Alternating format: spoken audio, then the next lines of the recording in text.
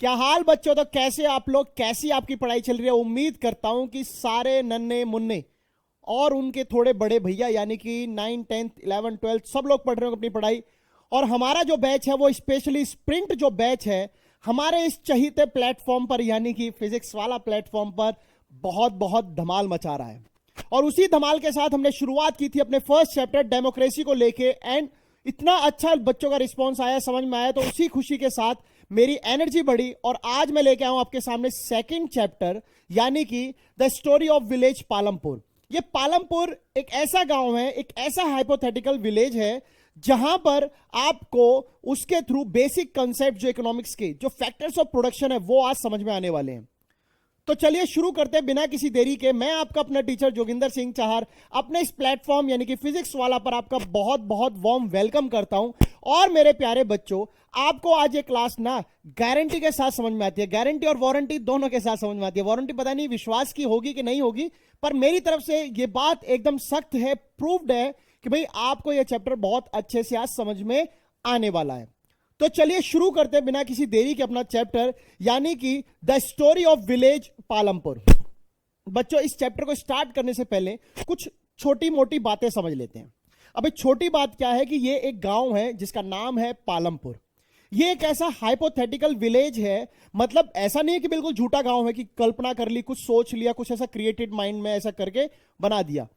इस विलेज की जो फीचर्स हैं वो रियल में किसी हमारे इंडिया के किसी विलेज को कहीं ना कहीं जो है रिफ्लेक्ट करते हैं। अब ये कौन सा विलेज है, कैसा है, ये स्टोरी के एंड में बता दूंगा कि ये कैसा डिनोट, कहां से ये विलेज की कहानी उठ के आई और इस जैसा कैसा विलेज हो सकता है।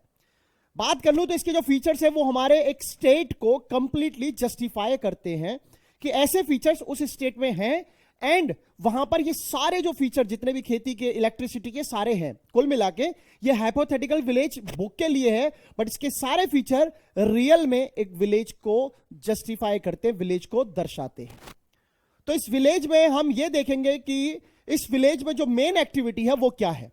ना केवल इस विलेज की बल्कि इंडिया में जितने भी विलेजेस है ना, मोस्टली विलेजेस की जो प्राइमरी एक्टिविटी है इज फार्मिंग, यानी कि खेती उनका मुख्य जो है मेन काम होता है। अब एक गांव में आप जो बात करेंगे तो आपको वहां पे हो सकता है कि आपको बड़े लोग ना मिले, बट सबसे ज्यादा जो लोग मिलेंगे वो किसान मिलते हैं। किसान का मेन जो ड्यूटी है वो है फार्मिंग, मेन जो कर्तव्य है उसका फार्मिंग है। तो वो सारी चीजें, अब कोई भी आप काम करते हो, कोई भी आप छोटा काम हो बड़ा काम हो, तो उसको करने के लिए शुरुआत से लेकर और अंत तक और उसको कॉन्टिन्यूसली वर्क करने के लिए कुछ फैक्टर्स चाहिए होते हैं, कुछ कारक होते हैं, कुछ कारण होते हैं जिनके बिहाफ पर आप ये काम कर सकते हो। वो सारे काम कहलाते हैं फैक्टर्स ऑफ प्रोडक्शन। यानी कि कोई भी काम अगर आप पढ़ने वाले हो तो आपको शुरुआत में पढ़ने के लिए बुक्स चाहिए, पेंसिल चाहिए और कॉन्टिन्यूसली पढ़ने के लिए फिजिक्स वाला की क्लासेस चाहिए, है ना। तो आप जो क्लासेस लेते हो उसके लिए पे आउट भी करते हो, फ्री में भी पढ़ते हो, बहुत सारे ऐसे पैटर्न होते हैं जिससे करा जाता है। बट अगर इकोनॉमिक्स की बात करें तो इकोनॉमिक्स का मतलब ही ये निकल के आता है टू अर्न प्रॉफिट। अगर आप प्रॉफिट अर्न करते हो तो ही आप इकोनॉमी में जो है ना रह सकते हो, बने रह सकते हो, क्योंकि अगर पैसा नहीं कमाओगे तो दान करोगे तो क्या ही होगा। तो फैक्टर्स ऑफ प्रोडक्शन हम समझेंगे, साथ ही साथ इस चैप्टर में हम समझेंगे कुछ लोगों की स्टोरी। वो स्टोरी आपको कहीं ना कहीं कुछ एग्जाम्पल्स जो है उस स्टोरी के वो आपको बताएंगे कि भाई पर्टिकुलर सिचुएशन में एक इंसान कैसे अपने आप को जो है गरीबी में खुद ढकेल सकता है, पॉवर्टी की तरफ ले जा सकता है। वहीं दूसरी तरफ जो लोग उसको पॉवर्टी में ढकेल रहे हैं वो कैसे अपलिफ्ट हो रहे हैं वाया अर्निंग इंटरेस्ट या फिर अपना रीपेमेंट ऑफ लोन को ले लेके। सेकेंडली हम पढ़ेंगे कि कैसे एक इंसान जो है, कैसे एक फार्मर अपनी फील्ड में 1 से 2 फसलें, 2 से 3 फसलें और प्रॉफिट को कैसे बढ़ा सकता है।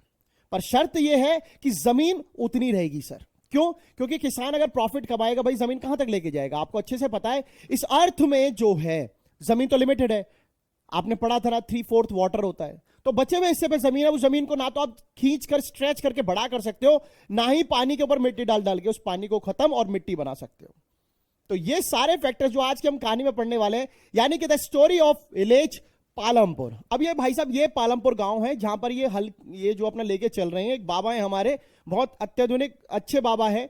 अच्छा, इस विलेज की कुछ खास बात और समझा देते हैं। ये विलेज को आप शुरू से ही मान के चले कि ये ओवर डेवलप तो नहीं है, हद से ज्यादा डेवलप नहीं है, ना ही लेस डेवलप, एक मीडियम रेंज का गांव है जहां पर आपको पानी की सुविधा, बिजली की सुविधा, रोड, सड़क, basic amenities, school, primary schools, आपके हेल्थ सेंटर्स और डिस्पेंसरी जैसी बेसिक सुविधाओं से लेस है। लेस मतलब है उसके पास, खत्म नहीं है, ठीक है। ये सारी बेसिक चीजें आपने शुरुआत में समझना कि इस गांव का मेन काम है खेती। इस गांव में सारी वो फैसिलिटीज हैं जो एक गांव में होनी चाहिए, सब कुछ है इस गांव में। अब इस गांव का रिएक्शन और एक्शन देखना है कि ये गांव कैसे जो है उसमें क्या क्या इंसिडेंट हो रहे हैं, क्या आखिर इस हाइपोथेटिकल विलेज को बनाने का रीजन था, क्यों इस विलेज के उन फीचर्स को बताया गया जो किसी रियल में एक विलेज को पूरा आइडेंटिफाई करते हैं, पूरा जो है रिफ्लेक्ट करते हैं। तो चलिए शुरू करते हैं अपना टॉपिक। तो देखो बच्चों, सबसे पहले हम पढ़ेंगे the purpose of this story. अब पर्पस ऑफ दिस स्टोरी क्या है कि इस स्टोरी के थ्रू आपको कुछ चीजें जाननी है जो कि प्रोडक्शन के लिए जरूरी होती है, जैसे कि लैंड है ना, labour, capital, human capital, working capital. ना केवल इनकी बात नहीं है, एक प्रोडक्शन करने के लिए आपको जो भी फैक्टर्स चाहिए, जो भी आपको स्टार्टिंग में हेल्प चाहिए, चाहे वो आपको लेबर की हो, चाहे जमीन की हो, चाहे रोज उसको मशीन को ठीक कराने के लिए, नट बोल्ट कराने के लिए पैसे चाहिए हो, ग्रीस के लिए पैसे चाहिए हो, या आपको वो खुद मशीन ही क्यों ना खरीदनी पड़े, और भी ऐसे कई सारे फैक्टर्स जो आपको काम को, आपके प्रोडक्शन को असिस्ट करें, यानी कि ह्यूमन कैपिटल तक, यानी कि पढ़े लिखे लोग। आपके पास मशीन, बेशक पैसा होगा, आप रन कर सकते हो, मशीन चला सकते हो, बट उन सब काम को करने के लिए कुछ लोग चाहिए होते हैं। अब लोगों का मतलब है कि लेबर टाइप। लेबर टाइप बोले तो एक होता है लेबर और एक होता है वर्कर। दोनों में क्या फर्क है कि लेबर जो होता है वो मतलब होता है कि आप मान लो कि बिना पढ़ा लिखा एक तरह से, और जो वर्कर होता है, जैसे एक फर्क होता है ना एक मिस्त्री में और एक मैनेजर में। दोनों ही काम करते हैं, एक ही बिल्डिंग पे काम करेंगे। मिस्त्री आपका दीवारें बना रहा होगा और मैनेजर उस दीवार के अंदर बैठ के अपने दिमाग को चला रहा होगा। तो दोनों के काम में फर्क है। तो यही स्किल के ऊपर आ जाता है। तो सारा जो कुछ भी आपको प्रोडक्शन में मदद करे वो सभी फैक्टर ऑफ प्रोडक्शन कहलाते हैं, और उन्हीं के बारे में ये चैप्टर है। वही बेसिक कंसेप्ट समझने, and how this we can understand. हम कैसे समझेंगे सर इस कॉन्सेप्ट्स को कि कैसे प्रोडक्शन आई, कैसे लैंड का रूज है, क्या जो है फिजिकल कैपिटल है, क्या वर्किंग कैपिटल है, क्या इस सारी चीज को मिला के जो है हम कैसे समझने वाले। तो हम समझने वाले with the help of A hypothetical village, and वही विलेज का नाम है पालमपुर। जी हाँ, ये पालम विलेज कोई दिल्ली वाला नहीं है, एक पालमपुर है। इस विलेज को हाइपोथेटिकली डिजाइन किया जा रहा है आप लोगों को ये कंसेप्ट समझाने के लिए। और ये भाई साहब खुश इसलिए हैं क्योंकि इनको सारी चीजें समझ में आने वाली हैं। तो मुस्कुराते रहिए और पढ़ते अपना टॉपिक। तो आते हम अपने फर्स्ट टॉपिक पे। तो चलो स्टार्ट करते हैं। तो ये भाई साहब आप समझ लो एक पालमपुर गांव है। हमने भी हाइपोथेटिकल इमेज क्रिएट कर दिया कि एक गांव है, यहां पर सारी सुविधाएं आपको मिलेंगी। कैसे कैसे मिलेंगी वो देखते हैं। तो स्टार्ट कर रहे हैं। कुछ जानकारी उस गांव के बारे में पढ़ने से पहले कुछ बेसिक जानकारी जो सब गांवों पर अप्लाई होती है, प्लस इस गांव पे भी होती है, वो भी समझ लेते हैं। Farming is the main activity in Palampur. इस गांव की जो मेन एक्टिविटी है वो पालमपुर है। इवन इस गांव की नहीं, सारे गांवों की लगभग मेन एक्टिविटी यही होती है। इसके अलावा क्या गांव सिर्फ एग्रीकल्चर पे बिलीव करता है? क्या गांव सिर्फ फार्मिंग ही करता? नहीं, इसके पास लगभग गांव के लोग अपने पैसे को बढ़ाने के लिए, अपने मुनाफे को बढ़ाने के लिए, अपनी फार्मिंग की जो कैपेसिटी है, क्योंकि उनको पता है कि एक लिमिटेड रिसोर्स पे की जा सकती है, तो उसके साथ उनको जीवन जीने के लिए और भी चीजों की जरूरत होती है, जैसे कि small scale manufacturing, dairy products, transport etcetera are carried out on a limited scale. तो फार्मिंग के साथ साथ ये नॉन फार्मिंग एक्टिविटीज भी की जाती हैं, but on A limited scale. अब क्वेश्चन यहां ये आता है कि सर लिमिटेड स्केल ही क्यों?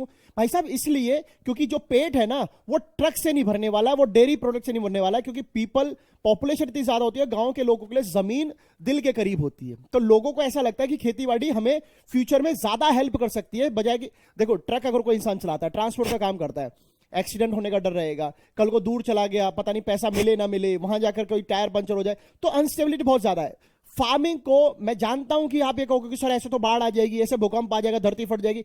इतना नहीं होता है। धरती किसान जो है, जो किसानों का आप देखोगे जो लाइफ स्टैंडर्ड बड़ा स्टेबल सा रहता है। उनको पता है कि कब कौन सी फसल किस समय हमारे काम आ सकती है, इसीलिए वो लोग तो मल्टीपल फार्मिंग्स करते हैं, इसीलिए वो जो फार्मिंग एक से ज्यादा सीजन ले जाते हैं उसमें।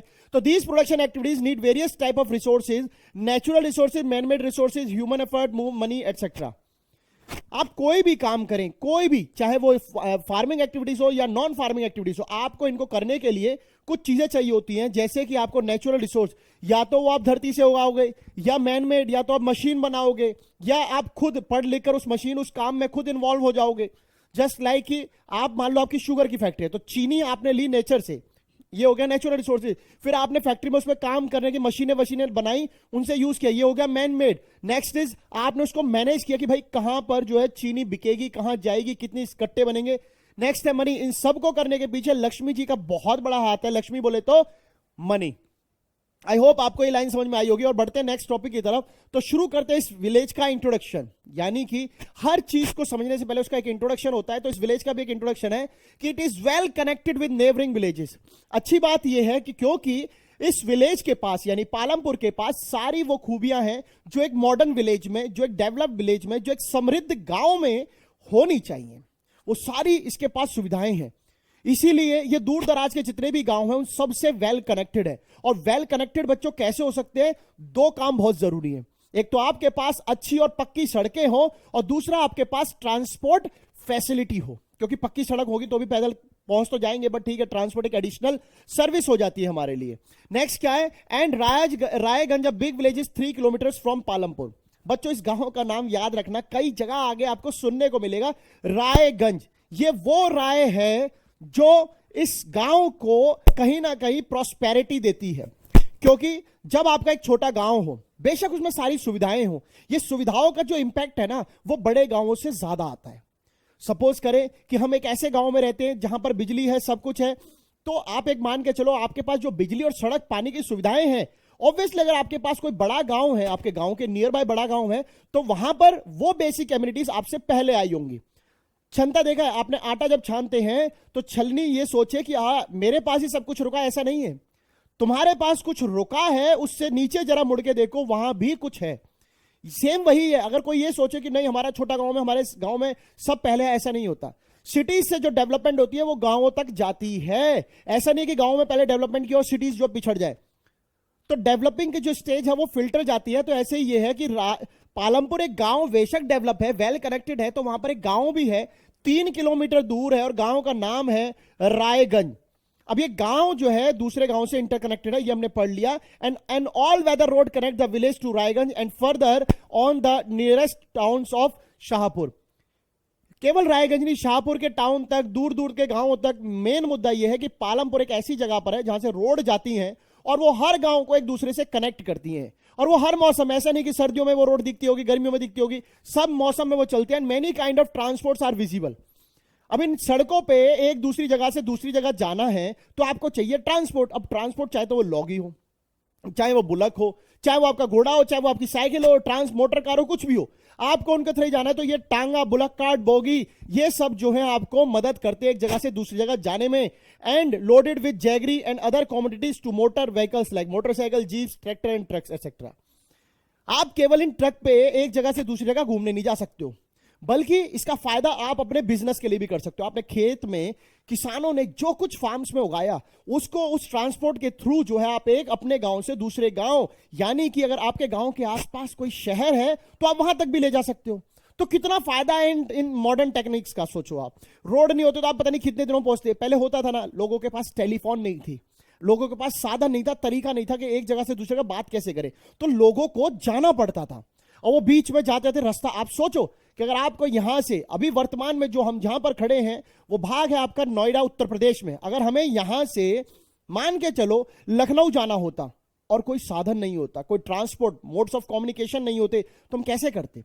हम पैदल जाते। शायद हो सकता है पैदल चल चलते तो हमें 1 आध महीना ही लग जाता है इतना दूर चलने में, महीना भी नहीं लगता तो चलो 20 दिन, 25 दिन, 30 दिन कुछ तो लगते हैं। और इतने बीच में अगर हमारा पानी खालन पालन जो है वो खत्म हो जाता, क्योंकि बीच में हमारे दादा थोड़ी बैठे खिलाने के लिए, बाबा थोड़ी बैठे, रास्ते में खाना खत्म हो गया, भूख लगी, प्यास लगी और नहीं पानी मिला, मर गए, हार्ट अटैक आ गया, कुछ हो गया, तो इन मॉडर्न चीजों ने हमारी मदद की है, इन लोगों ने हमें कनेक्ट किया है। आज की डेट में आप यहीं नहीं, अपने देश में ही नहीं, विदेश में फटाफट फ्लाइट की ओर निकल के पहुंच गए। तो मोड्स ऑफ ट्रांसपोर्ट ने मदद की है। नेक्स्ट देखते हैं, तो ये देखिए, ये भाई साहब अपना जो है गेहूं लेके जा रहे हैं, ये भाई साहब अपना तांगा, ये देखो भाई साहब गायब हो गए हैं, है ना, इनका तांगे वाले तांगा खड़ा है पर तांगे वाला आदमी गायब है। तो ये एक विद्युत, एक अद्भुत शक्ति है जो हमें नजर नहीं आ रही है, कोई बात नहीं। नेक्स्ट देखते हैं, विलेजेस में फैमिलीज की बात करें, क्योंकि गांव है तो परिवार भी होगा, सुविधाएं भी होंगी और गांव की जो है इंट्रो भी हो गया। इंट्रो हमने पढ़ लिया। परिवार की बात करें तो 450 फैमिली है। ये मत सोचना ये लोग हैं, ये बड़े स्मार्ट लोग हैं, क्योंकि देख रहे हो मॉडर्न गांव है तो बड़ी डिजाइनर कपड़े पहन के आए, ये सारे के सारे एकदम बढ़िया कंपनी के कपड़े पहने। तो this village has about 450 families belonging to several different caste. Obviously किसी एक गांव में पर्टिकुलर एक सिंगल कास्ट नहीं रहती है, ये आज भी है। एक गांव में डिफरेंट डिफरेंट कास्ट के लोग होते हैं, एक साथ रहते हैं, तभी वो गांव कहलाता है। एक रहते तो फिर वो कुनवाई हो जाता, वो घर ही हो जाता है ना। तो नेक्स्ट क्या है, इस गांव में 450 फैमिली के अलावा जो है उन्हीं फैमिली में अगर देखें तो कुछ आपको तरह तरह का, क्योंकि हमने बोला डिफरेंट कास्ट, तो जो 80 परिवार हैं वो अपर कास्ट के हैं, उनके पास सबसे ज्यादा जमीनें हैं। 450 में से 80 परिवार ऐसे हैं जिनके पास उस गांव की मेजोरिटी में लैंड है। ऐसा होता ही है, हमने देखा है कि आप गांव में जाओगे तो कहीं तो एक तरफ आपको छोटे छोटे घर, फूस के घर, कच्चे मकान मिलेंगे, छोटे मकान मिलेंगे, उनमें लोग ज्यादा होंगे। और एक तरफ आप जाओगे आपको गांव में बड़े बड़े घर मिलेंगे, ट्रैक्टर, स्कॉर्पियो, बोलेरो सब खड़ी है वहां पर, है ना। और उसके बाद उसमें लोग जाओगे अंदर, देखोगे ऐसे अंदर घुसोगे, बरामदा इतना बड़ा, और लोगों देखो क्या, अगर गिनोगे बच्चा फौज में होगा या पुलिस में होगा, घर में माँ बाप और 1 2 4 5 भैंसें बंध रही होंगी, बस इतना बड़ा गांव। तो ऐसे ही 80 परिवार है जिनके पास मेजोरिटी ऑफ लैंड है, and their houses some of them quite large and made of brick and cement plastering. जो गांव के पैसे वाले लोग होते हैं उनके घर अलग दिख जाते हैं, इसमें कोई दो राय नहीं है। एक गांव में अगर कोई बच्चा सरकारी नौकरी करता है तो उसका घर अलग से दिख जाता है, इस बात की गारंटी मैं लेता हूं। कैसे लेता हूं, क्योंकि जिस गांव से, जिस क्षेत्र से मैं बिलोंग करता हूं वो उत्तर प्रदेश में ही आता है, आगरा के पास। वहां पर मैंने देखा है कि जो बच्चे वहां पर अभी तक सरकारी नौकरी नहीं लगे या जिनके माँ बाप पे पैसा नहीं है, उनके घर का नक्शा, हाल भाव अलग होता है। और जैसे ही वो बच्चा सरकारी लगा, उस घर में सबसे पहले आती है क्या, टाइल वाला सिस्टम। पूरे घर में टाइल्स ही टाइल्स, एकदम बढ़िया तरीके से घर अलग हो जाता है। तो कहीं ना कहीं जो पैसे वाले लोग हैं, जो समृद्ध लोग हैं, जो डेवलप्ड हैं, जो प्रॉस्पर है उस गांव में, उनका घर भी वैसा ही होता है। नेक्स्ट क्या है, the SC Dalit compromise 1/3 of the population and live in one corner of the village. आप ये चीज का प्रैक्टिकल एग्जांपल अपने गांव में, सभी बच्चे जो गांव से बिलोंग करते हैं वो तो देखेंगे ही देखेंगे, और जो बच्चे अभी फिलहाल शहरों में हैं वो अपने जब भी गांव जाएं तो देखना, गांव के कुछ हिस्सों में छोटे छोटे घर होते हैं और उनमें रहने वाले लोग जो होते हैं वो कॉर्नर पे रह रहे होते हैं, बाहर रह रहे होते हैं, या गांव के बिल्कुल अंदर रह रहे होते हैं।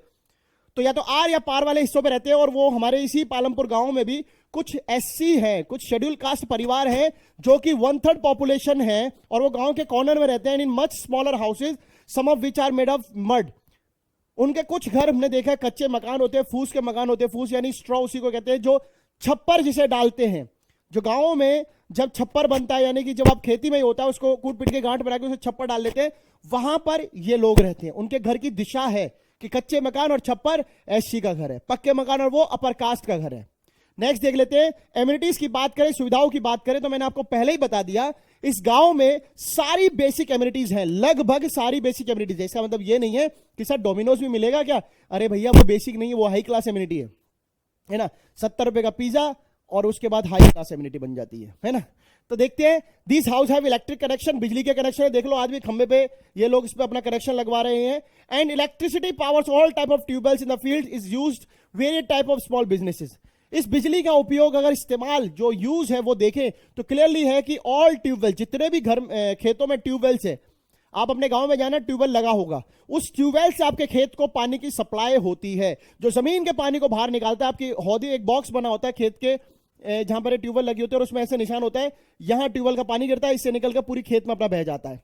तो ये सारी बेसिक सुविधाएं हैं। एंड और सुविधाओं की बात करें तो यहां पर 2 प्राइमरी स्कूल और 1 हाई स्कूल है, 2 बच्चों तक के पढ़ने के स्कूल। ये देखो आप, सामुदायिक स्कूल होते हैं, ये सरकारी स्कूल होते हैं, ये स्कूल है। यही नहीं, इस गांव में कुछ बेसिक सुविधाएं हेल्थ से रिलेटेड भी हैं, जैसे कि कम्युनिटी सेंटर्स है, स्वास्थ्य वाले डिस्पेंसरी है। वही है, there is a primary health centre run by the government and 1 private dispensary where the sick are treated नहीं, ट्रीटेड।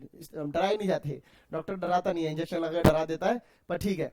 तो यहां पर स्कूल है, यहां पर हॉस्पिटल है, यहां पर डिस्पेंसरी है, यहां पर रोजमर्रा के लोगों की बीमारी का इलाज किया जाता है। तो इसका मतलब आप समझ लो, इस गांव में कोई चीज की कमी दिख रही है, स्कूल भी है, दवाई का काम भी है, बिजली भी है, पानी भी है, तो गांव तो बहुत अच्छा है। तो देख लेते हैं अब what does that all indicate, से क्या पता चलता है, इससे पता चलता है कि it has fairly well developed system of roads, transport, electricity, irrigation, schools and health centre. जो भी अभी आपने फीचर्स पढ़े उनके बिहाफ पर, यस वी कैन कंक्लूड कि Palampur is a good village, is a developed village. जो एक गांव में होना चाहिए वो सब कुछ है इस पालमपुर के पास, चाहे वो बिजली हो, चाहे वो स्कूल हो, चाहे वो प्राइमरी हेल्थ सेंटर्स हो, डिस्पेंसरी हो, या कोई भी ऐसी बेसिक कम्युनिटी जो एक गांव में होनी चाहिए, वो यहां पर है. So the story of Palampur, an imaginary village, will take us through the different types of production activities in the village. एक गांव में क्या काम होता है, कैसे उत्पादन होता है, प्रोडक्शन होता है, वो हम इस अपने हाइपोथेटिकल विलेज के थ्रू समझने वाले हैं. अब मैं अगर स्टोरी का आपको बता दूं तो पालमपुर विलेज एक उत्तर प्रदेश के गांव, एक इलाका यानी कि डिस्ट्रिक्ट बुलंदशहर के गांवों की सच्ची घटना पर आधारित है. उस गांव में जो कुछ ये यहां पर आप पालमपुर फीचर पढ़ रहे हो, वो सारे उस गांव के फीचर हैं. और इनफैक्ट हम ये ही नहीं, मैं ये भी कह सकता हूं आपको कि जो पालमपुर के फीचर हैं वो हमारे वेस्टर्न यूपी के भी फीचर्स हैं.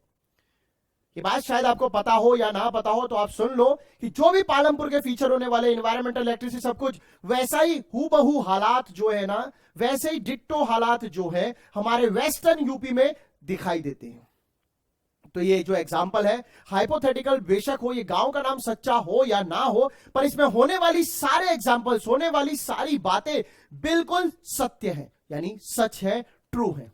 तो पढ़ते अपने आगे कि in villages across India farming is the main production activity. कोई नई बात नहीं है सर, पूरे देश के हर गांव की मेन एक्टिविटी ही फार्मिंग है, ये हमें पता है. And the other production activities refer to as non farm activities include small manufacturing, transport, shopkeeping etcetera. Farming के अलावा अगर आप गांव में कुछ भी काम देखो तो वो सारे नॉन फार्मिंग एक्टिविटीज हो जाते हैं. इन शॉर्ट, चाहे वो गांव में बेचने वाला बनिया सेठ दुकानदार हो, गांव में चलने वाली बैलगाड़ी हो, गांव में चलने वाली अपनी बस हो छोटी, या फिर कोई अपनी होती है ना एक जुगाड़ जो जिसे कहते हैं देसी, जो एक जनरेटर लगा लेते हैं, 2 टायर लगा अपने ऐसा सीधा चल दिया उसमें लगा के. तो कोई भी काम हो वो नॉन फार्मिंग एक्टिविटीज में आ जाते हैं.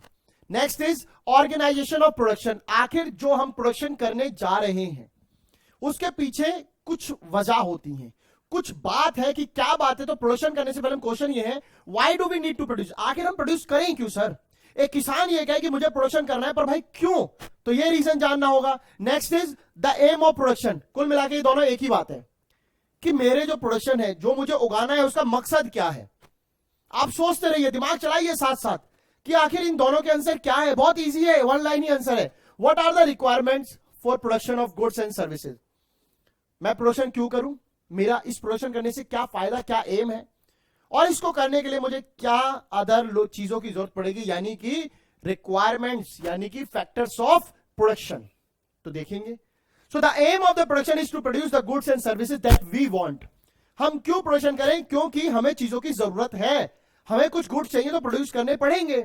आसमान में खड़े होकर थोड़ी कहोगे कि हे भगवान ऊपर से जो है ना 1 किलो गुड़ टंगा दे, 2-4 लीटर दूध दे दे. भगवान के पास थोड़ी भैंसे बन रही है.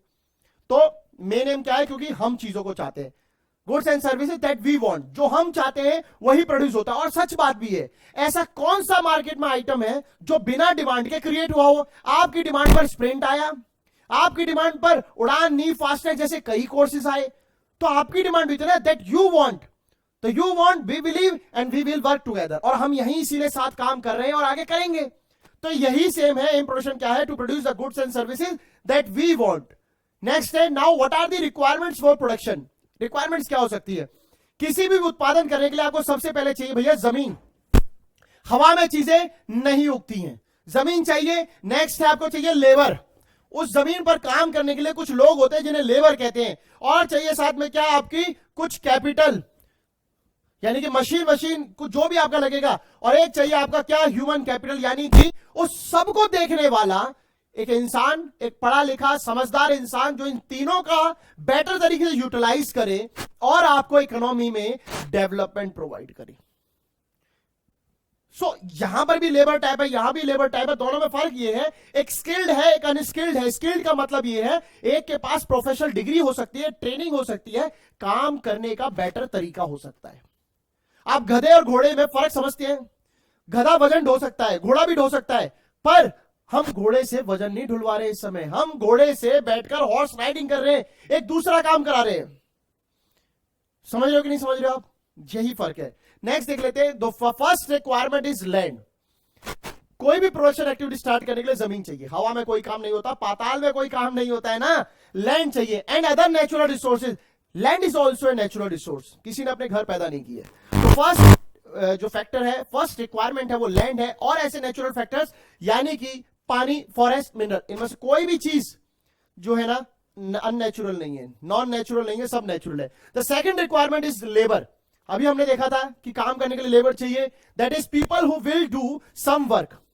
कुछ लोग काम करें। अब इस काम में भी अगर आप देखें तो some production activities require highly educated people and some not. मैंने आपको पहले ही बताया, अगर आपको एक बैंक में काम करवाना है तो आप वहां लेबर नहीं बिठा सकते, आपको वहां पर एक बैंकर चाहिए, पढ़ा लिखा प्रोफेशनल इंसान चाहिए। बट वहीं दूसरी तरफ अगर आपको घर बनाना है, अपने घर में बिल्डिंग बनवानी है, तो फिर आपको जो है मिस्त्री चाहिए होगा काम करने के लिए, या फिर आपके घर में प्लम्बिंग का काम करना है। कोई भी इंसान प्लम्बिंग का काम करता है तो ऐसा नहीं है कि हाईली प्रोफेशनल व्यक्ति को लेके आओ और वो आते के साथ ही कहेगा साहब एक टूटी लगाइए, लाओ 10 लाख रुपए, मेरा तो ऐसे ही चार्ज, तो नहीं करेंगे। तो यहां पर यही है। एंड कुछ को ज्यादा पढ़े लिखे, कुछ को नहीं चाहिए। So other activities require workers who can do manual work. एक तरफ होता है जो आप एफर्टलेस यानी मशीनरी वर्क, स्मार्ट वर्क कर रहे हैं, एंड एक तरफ होता है मैनुअल वर्क, जैसे ईंट फेंकने वाला जो लेबर नीचे से ऊपर ईंट फेंकता है, उसके लिए कोई तकनीक नहीं चाहिए, उसके लिए कोई पढ़ाई नहीं चाहिए, वो कोई भी कर सकता है। सो दो तरह के लेबर रिक्वायरमेंट होगी। Next is each work is providing the labour necessary for production. The best thing is about a labour is कि आपको हर प्रोडक्शन के लिए लेबर चाहिए, चाहे वो पढ़ा लिखा हो चाहे वो ना पढ़ा लिखा हो, बट आपका प्रोडक्शन बिना लेबर के हो नहीं सकता, कोई भी प्रोडक्शन हो। Next is third requirement is physical capital, that the variety of input required at every stage during production. कुछ फिजिकल इनपुट्स होते हैं, फिजिकल मीन जो मशीनरी है आपकी दिखती रही है आपको, नट बोल्ट का खर्चा दिख रहा है आपको, और ये आपको रहेगा अपना काम शुरुआत करने के लिए।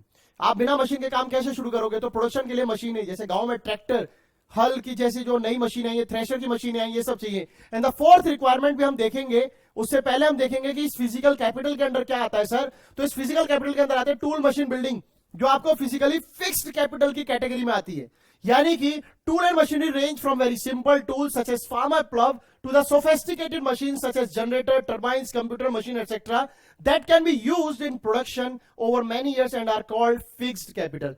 ऐसी रिक्वायरमेंट जो आपको अपने काम को स्टार्ट करने से पहले चाहिए ही चाहिए, जिसके लिए एक मोटा पैसा खर्च होता है, मशीन, टूल, कंप्यूटर, लेबोरेटरी, आपको कोई भी रिसर्च करनी है, तो ये सब आते हैं हमारे किसमें, फिजिकल कैपिटल के फिक्स्ड कैपिटल कैटेगरी में। Second is working capital. Working मतलब काम करते रहना। अब जब जब आप प्रोडक्शन करोगे, उस पूरे टेन्योर के अंदर जहां से आपने काम स्टार्ट किया, जहां पे आप खत्म करोगे या आगे तक भी करते रहोगे, तो वहां पर भी आपको कुछ चीजों की रिक्वायरमेंट होती है, और उसमें सबसे बड़ी चीज है पैसा। आपने लेबर लिया है, मशीन लिया है, सब कुछ लिया है, वो तो काम करना स्टार्ट कर देंगे जिस दिन लाओगे कि हाँ भाई हम फैक्ट्री स्टार्ट कर रहे हैं, आ जाओ आगे साहब, अब 1 तारीख आ गई, पैसा, तो पैसा जरूरी है। So raw material and money in hand. Production requires a variety of raw material such as the yarn used by weaver and the clay used by potter. ना केवल यार्न और क्ले की बात नहीं है, आप कोई भी काम कर रहे हो, किसी से भी काम करा रहे हो, तो जो आप प्रोडक्शन करोगे, जो आप फाइनल प्रोडक्ट करोगे, जैसे मैं पेन की बात कर लूं, इस पेन की बात कर लूं, तो इस पेन में मल्टीपल रॉ मटेरियल यूज हुए होंगे। इस माइक की बात कर ले तो इस माइक में मल्टीपल्स रॉ मटेरियल यूज हुए होंगे। इस बोर्ड की बात कर ले तो इसमें डिस्प्ले डली होगी, स्क्रीन डली होगी, पीछे लाइट होगी, अंदर रैम होगी, रोम होगी, ये सब कुछ होगा। तो इन सब रॉ मटेरियल्स के लिए, जिन भी प्रोडक्शन आपको करनी है, उसके लिए रॉ मटेरियल चाहिए कोई भी काम करने के लिए, क्योंकि इंसान को भी ना बनाने के लिए दम लगता है, मेहनत लगता है। इंसान कोई भी जाके ऐसा प्रोडक्शन स्टार्ट हवा में नहीं कर देता। मशीन जो बनती है उसमें कई सारे नट बोल्ट और जो अपना लोहा लगा होता है, वो सारा रॉ मटेरियल है। Second thing is money. Money is always required for production, during production to make payments and buy other necessary item. ना आपको लेबर का पैसा पे नहीं करना, यही लिए पैसा नहीं चाहिए।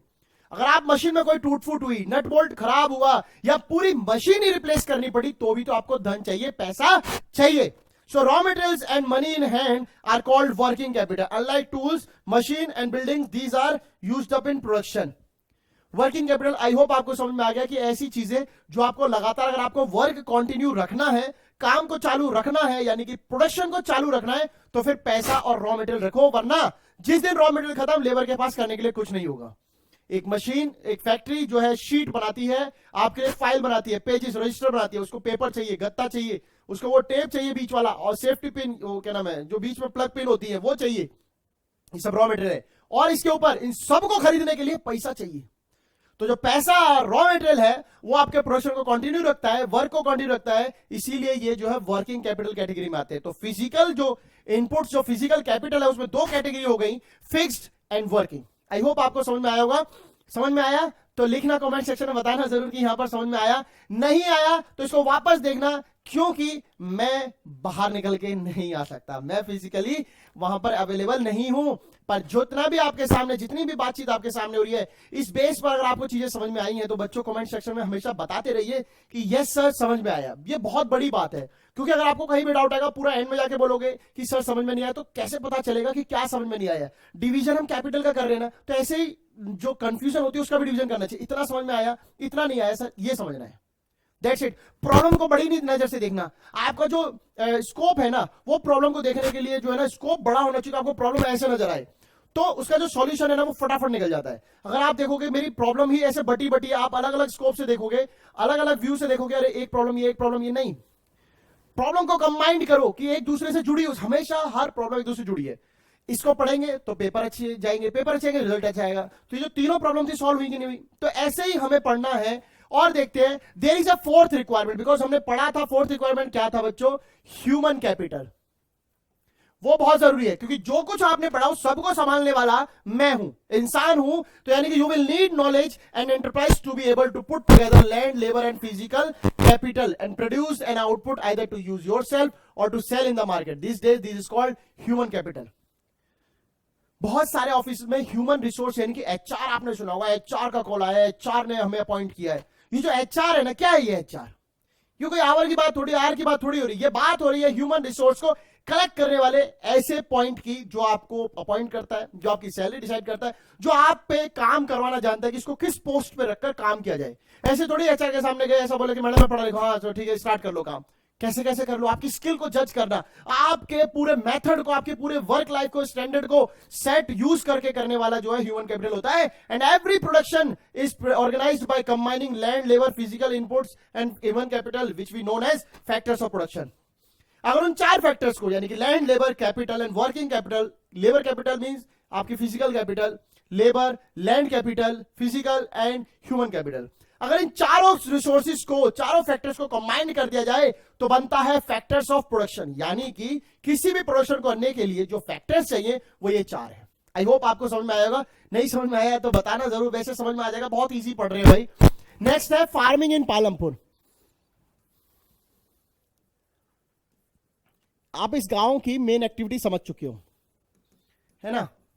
इस गांव की मेन एक्टिविटी है भाई फार्मिंग, यही हम पढ़ रहे हैं। फार्मिंग मेन एक्टिविटी है इस धरती पर, यानी कि ये ग्लोब आपके सामने, ये पूरा एक अर्थ की जो इमेज है क्यों रखी गई, इसके पीछे एक रीजन है। आप यहां पे एक बात समझ सको कि भाई इसमें ये पानी है, ये पानी है, ये नीचे पानी है, ये यहां पानी है, ये यहां पानी है, कुल मिला के यहां भी वाटर है, यहां भी वाटर है, हर जगह आप देख पा रहे हो कि भाई वाटर ही वाटर है। अर्थात मतलब ये है सर कि जमीन से ज्यादा पानी है। बिल्कुल सच बात है, जमीन से ज्यादा जो वो पानी है। इसीलिए कह रहा हूं कि जो भी आपको खेती करनी है, जो भी आपको प्रोडक्शन करनी है, वो लिमिटेड रिसोर्स पर है। जमीन उतनी रहने वाली है, खींचकर जमीन बड़ी नहीं होगी। इसी जमीन पर जितना उगा सकते हो, जैसे उगा सकते हो उगाओ।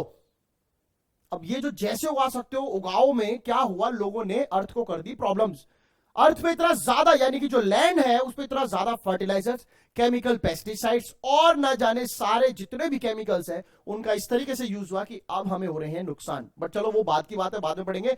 फिलहाल एक बात समझ में आ गई कि भैया अर्थ पे जो है लैंड जो वो लिमिटेड है, वाटर ज्यादा है, ये बेसिक फंडा है। और यहां पर इसीलिए हम कहते हैं लैंड इज फिक्स्ड। जमीन आपके पास लिमिटेड है, आपको इसी से जो कुछ करना है वो करिए। तो farming is the main production activity in Palampur, यानी कि ये तो एक बेसिक सी बात है सॉरी एक बेसिक सी बात है कि पालमपुर में जो मेन एक्टिविटी है वो फार्मिंग है। अब इस फार्मिंग के लिए भी प्रॉब्लम्स क्या है कि 75% of the people who are working are dependent on farming for their livelihood. जो भी काम करने वाले लोग हैं उस गांव में, पालमपुर में, उनका 75% पीपल तो खेती पर ही डिपेंड है, 25% पीपल ही नॉन फार्मिंग एक्टिविटीज पे डिपेंड है। तो सोचो आधी से ज्यादा लोग तो खेती पे ही निर्भर है, यानी कि उनके पास काम करने के लिए कोई दूसरा चारा नहीं है। या तो वो अनस्किल्ड हो सकते हैं, या उनके पास रिसोर्स नहीं होंगे, कुछ भी रीजन हो, बहुत सारे रीजन है, माइंड में सोचोगे सब सही है, वो सारे रीजन हो सकते हैं, इसीलिए लोग फार्मिंग डिपेंड है। And they could be farmers और फार्म लेबर्स। अब ये जो फार्मिंग करने वाले जो लोग हैं 75%, या तो इनके पास अपनी जमीनें होंगी, खेती में काम कर रहे हैं, तो दो रीजन है, या तो मेरी खेती या तुम्हारी खेती, यानी कि या तो मैं अपनी खेती पे काम कर रहा हूं या फिर तुम्हारी खेती पे काम कर रहा हूं। दैट इज वाई कि हम 75% जो है वो डिपेंडेंट है। And the well being of these people is closely related to the production of the farms. मेरी वेलबींग किस पे डिपेंडेंट है? मेरी ऑफिस की सैलरी पे। आपकी वेलबींग किस पे डिपेंडेंट है? अपने मदर फादर के जो लिविंग स्टैंडर्ड पे। वो अच्छा खाते तो आप भी अच्छा खाओगे। एक फार्मर की वेलबींग जो है डिपेंडेंट है कि उसे किसान को उस खेत से कितना मिलता है और कहां तक मिलता है। अगर किसान को उपज ज्यादा हो रही है, फायदा ज्यादा हो रहा है, तो किसान लाल गाल वाला पाएगा, वरना किसान के गाल पिचके हुए मिलेंगे, बेचारा कमजोरी में सब मिलेंगे। क्या करें? सब रोल पैसे का है। आपका वेलबींग आपके वर्क के जो रिएक्शन है उस पर डिपेंड करता है। आपके वर्क का अगर रिएक्शन आपके लिए गुड है तो आप बहुत अच्छे से वर्क कर रहे हैं। रीजन ये है कि आपका जो काम है ना वो आपके वर्क स्टाइल को बहुत ज्यादा अफेक्ट करता है। और आपका काम, मान लो कि आपको 1 करोड़ रुपया महीना भी सैलरी मिले, बट आपका काम कैसा, गधे की तरह से काम कर रहे हैं, तो आपके गाल लाल नहीं होने वाले, आप पूरे लाल हो जाओगे, मर जाओगे। तो इसीलिए इनकी वेलबींग किस पे डिपेंडेंट है? फार्म्स पे। But remember that there is a basic constant in raising farm production. पर बच्चों, किसान खेती पर डिपेंडेंट है, फार्म लैंड पे डिपेंडेंट है। बट यहां पर एक समस्या है। किसान अगर चाहे कि भाई मैं बहुत ज्यादा खुश हो जाऊं और खेती को बड़ा कर दूं या जमीन को बड़ा कर दूं, तो भाई साहब नहीं होने वाला। देयर इज अ कांस्टेंट, यहां पर एक लिमिट है किसान के पास। वो चाहकर भी उस जमीन से उतना नहीं उगा सकता जितना कि वो चाहता है। एक सीमा है धरती की कि उसके बाद वो धरती उगेगी, उसके बाद धरती पे जमीन ही नहीं बची। जाके पानी में उगा के देख लो, जाके मगरमच्छ के हाथों में आ जाओगे। तो इसीलिए कह रहे हैं हम, do you know the reason what it is? क्या है वो लिमिटेशन जमीन की? यार है ना लिमिटेशन, यही तो है। Land area cultivation is practically fixed. Land fixed है। जमीन भी बेशक बहुत ज्यादा हो, बट आपको अच्छे से पता है कि जो एग्रीकल्चर लैंड है वो लिमिटेड है। एक तो कूड़ा करकट वाली भी जमीन है, आधी जमीन तो सड़कों पे चली गई। क्या जमीन को, किसान को सिर्फ खेती बढ़ाने के लिए, मुनाफा करने के लिए हाईवे पे खेती कर लेनी चाहिए क्या? नहीं, ये पॉसिबल नहीं है। लैंड में भी 2-4 तरह के डिवीजन हो जाते हैं। एक वो लैंड है जिसपे कूड़ा करकट डिस्पोजेबल पड़ा होता है, नॉन डिस्पोजेबल कूड़ा पड़ा होता है, खराब जो लैंड हो जाती है।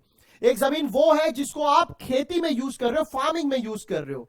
और एक लैंड वो है जिसे सरकार नेशनल डेवलपमेंट के लिए यूज कर रही है, यानी कि रोड, सड़क, हाईवे और अपने एयरपोर्ट बन रहे हैं। और वहां एयरपोर्ट में जाके ऐसे कहो, वाह क्या प्लेन लैंड है, यही तो खेती की है, आ जाओ बाबू।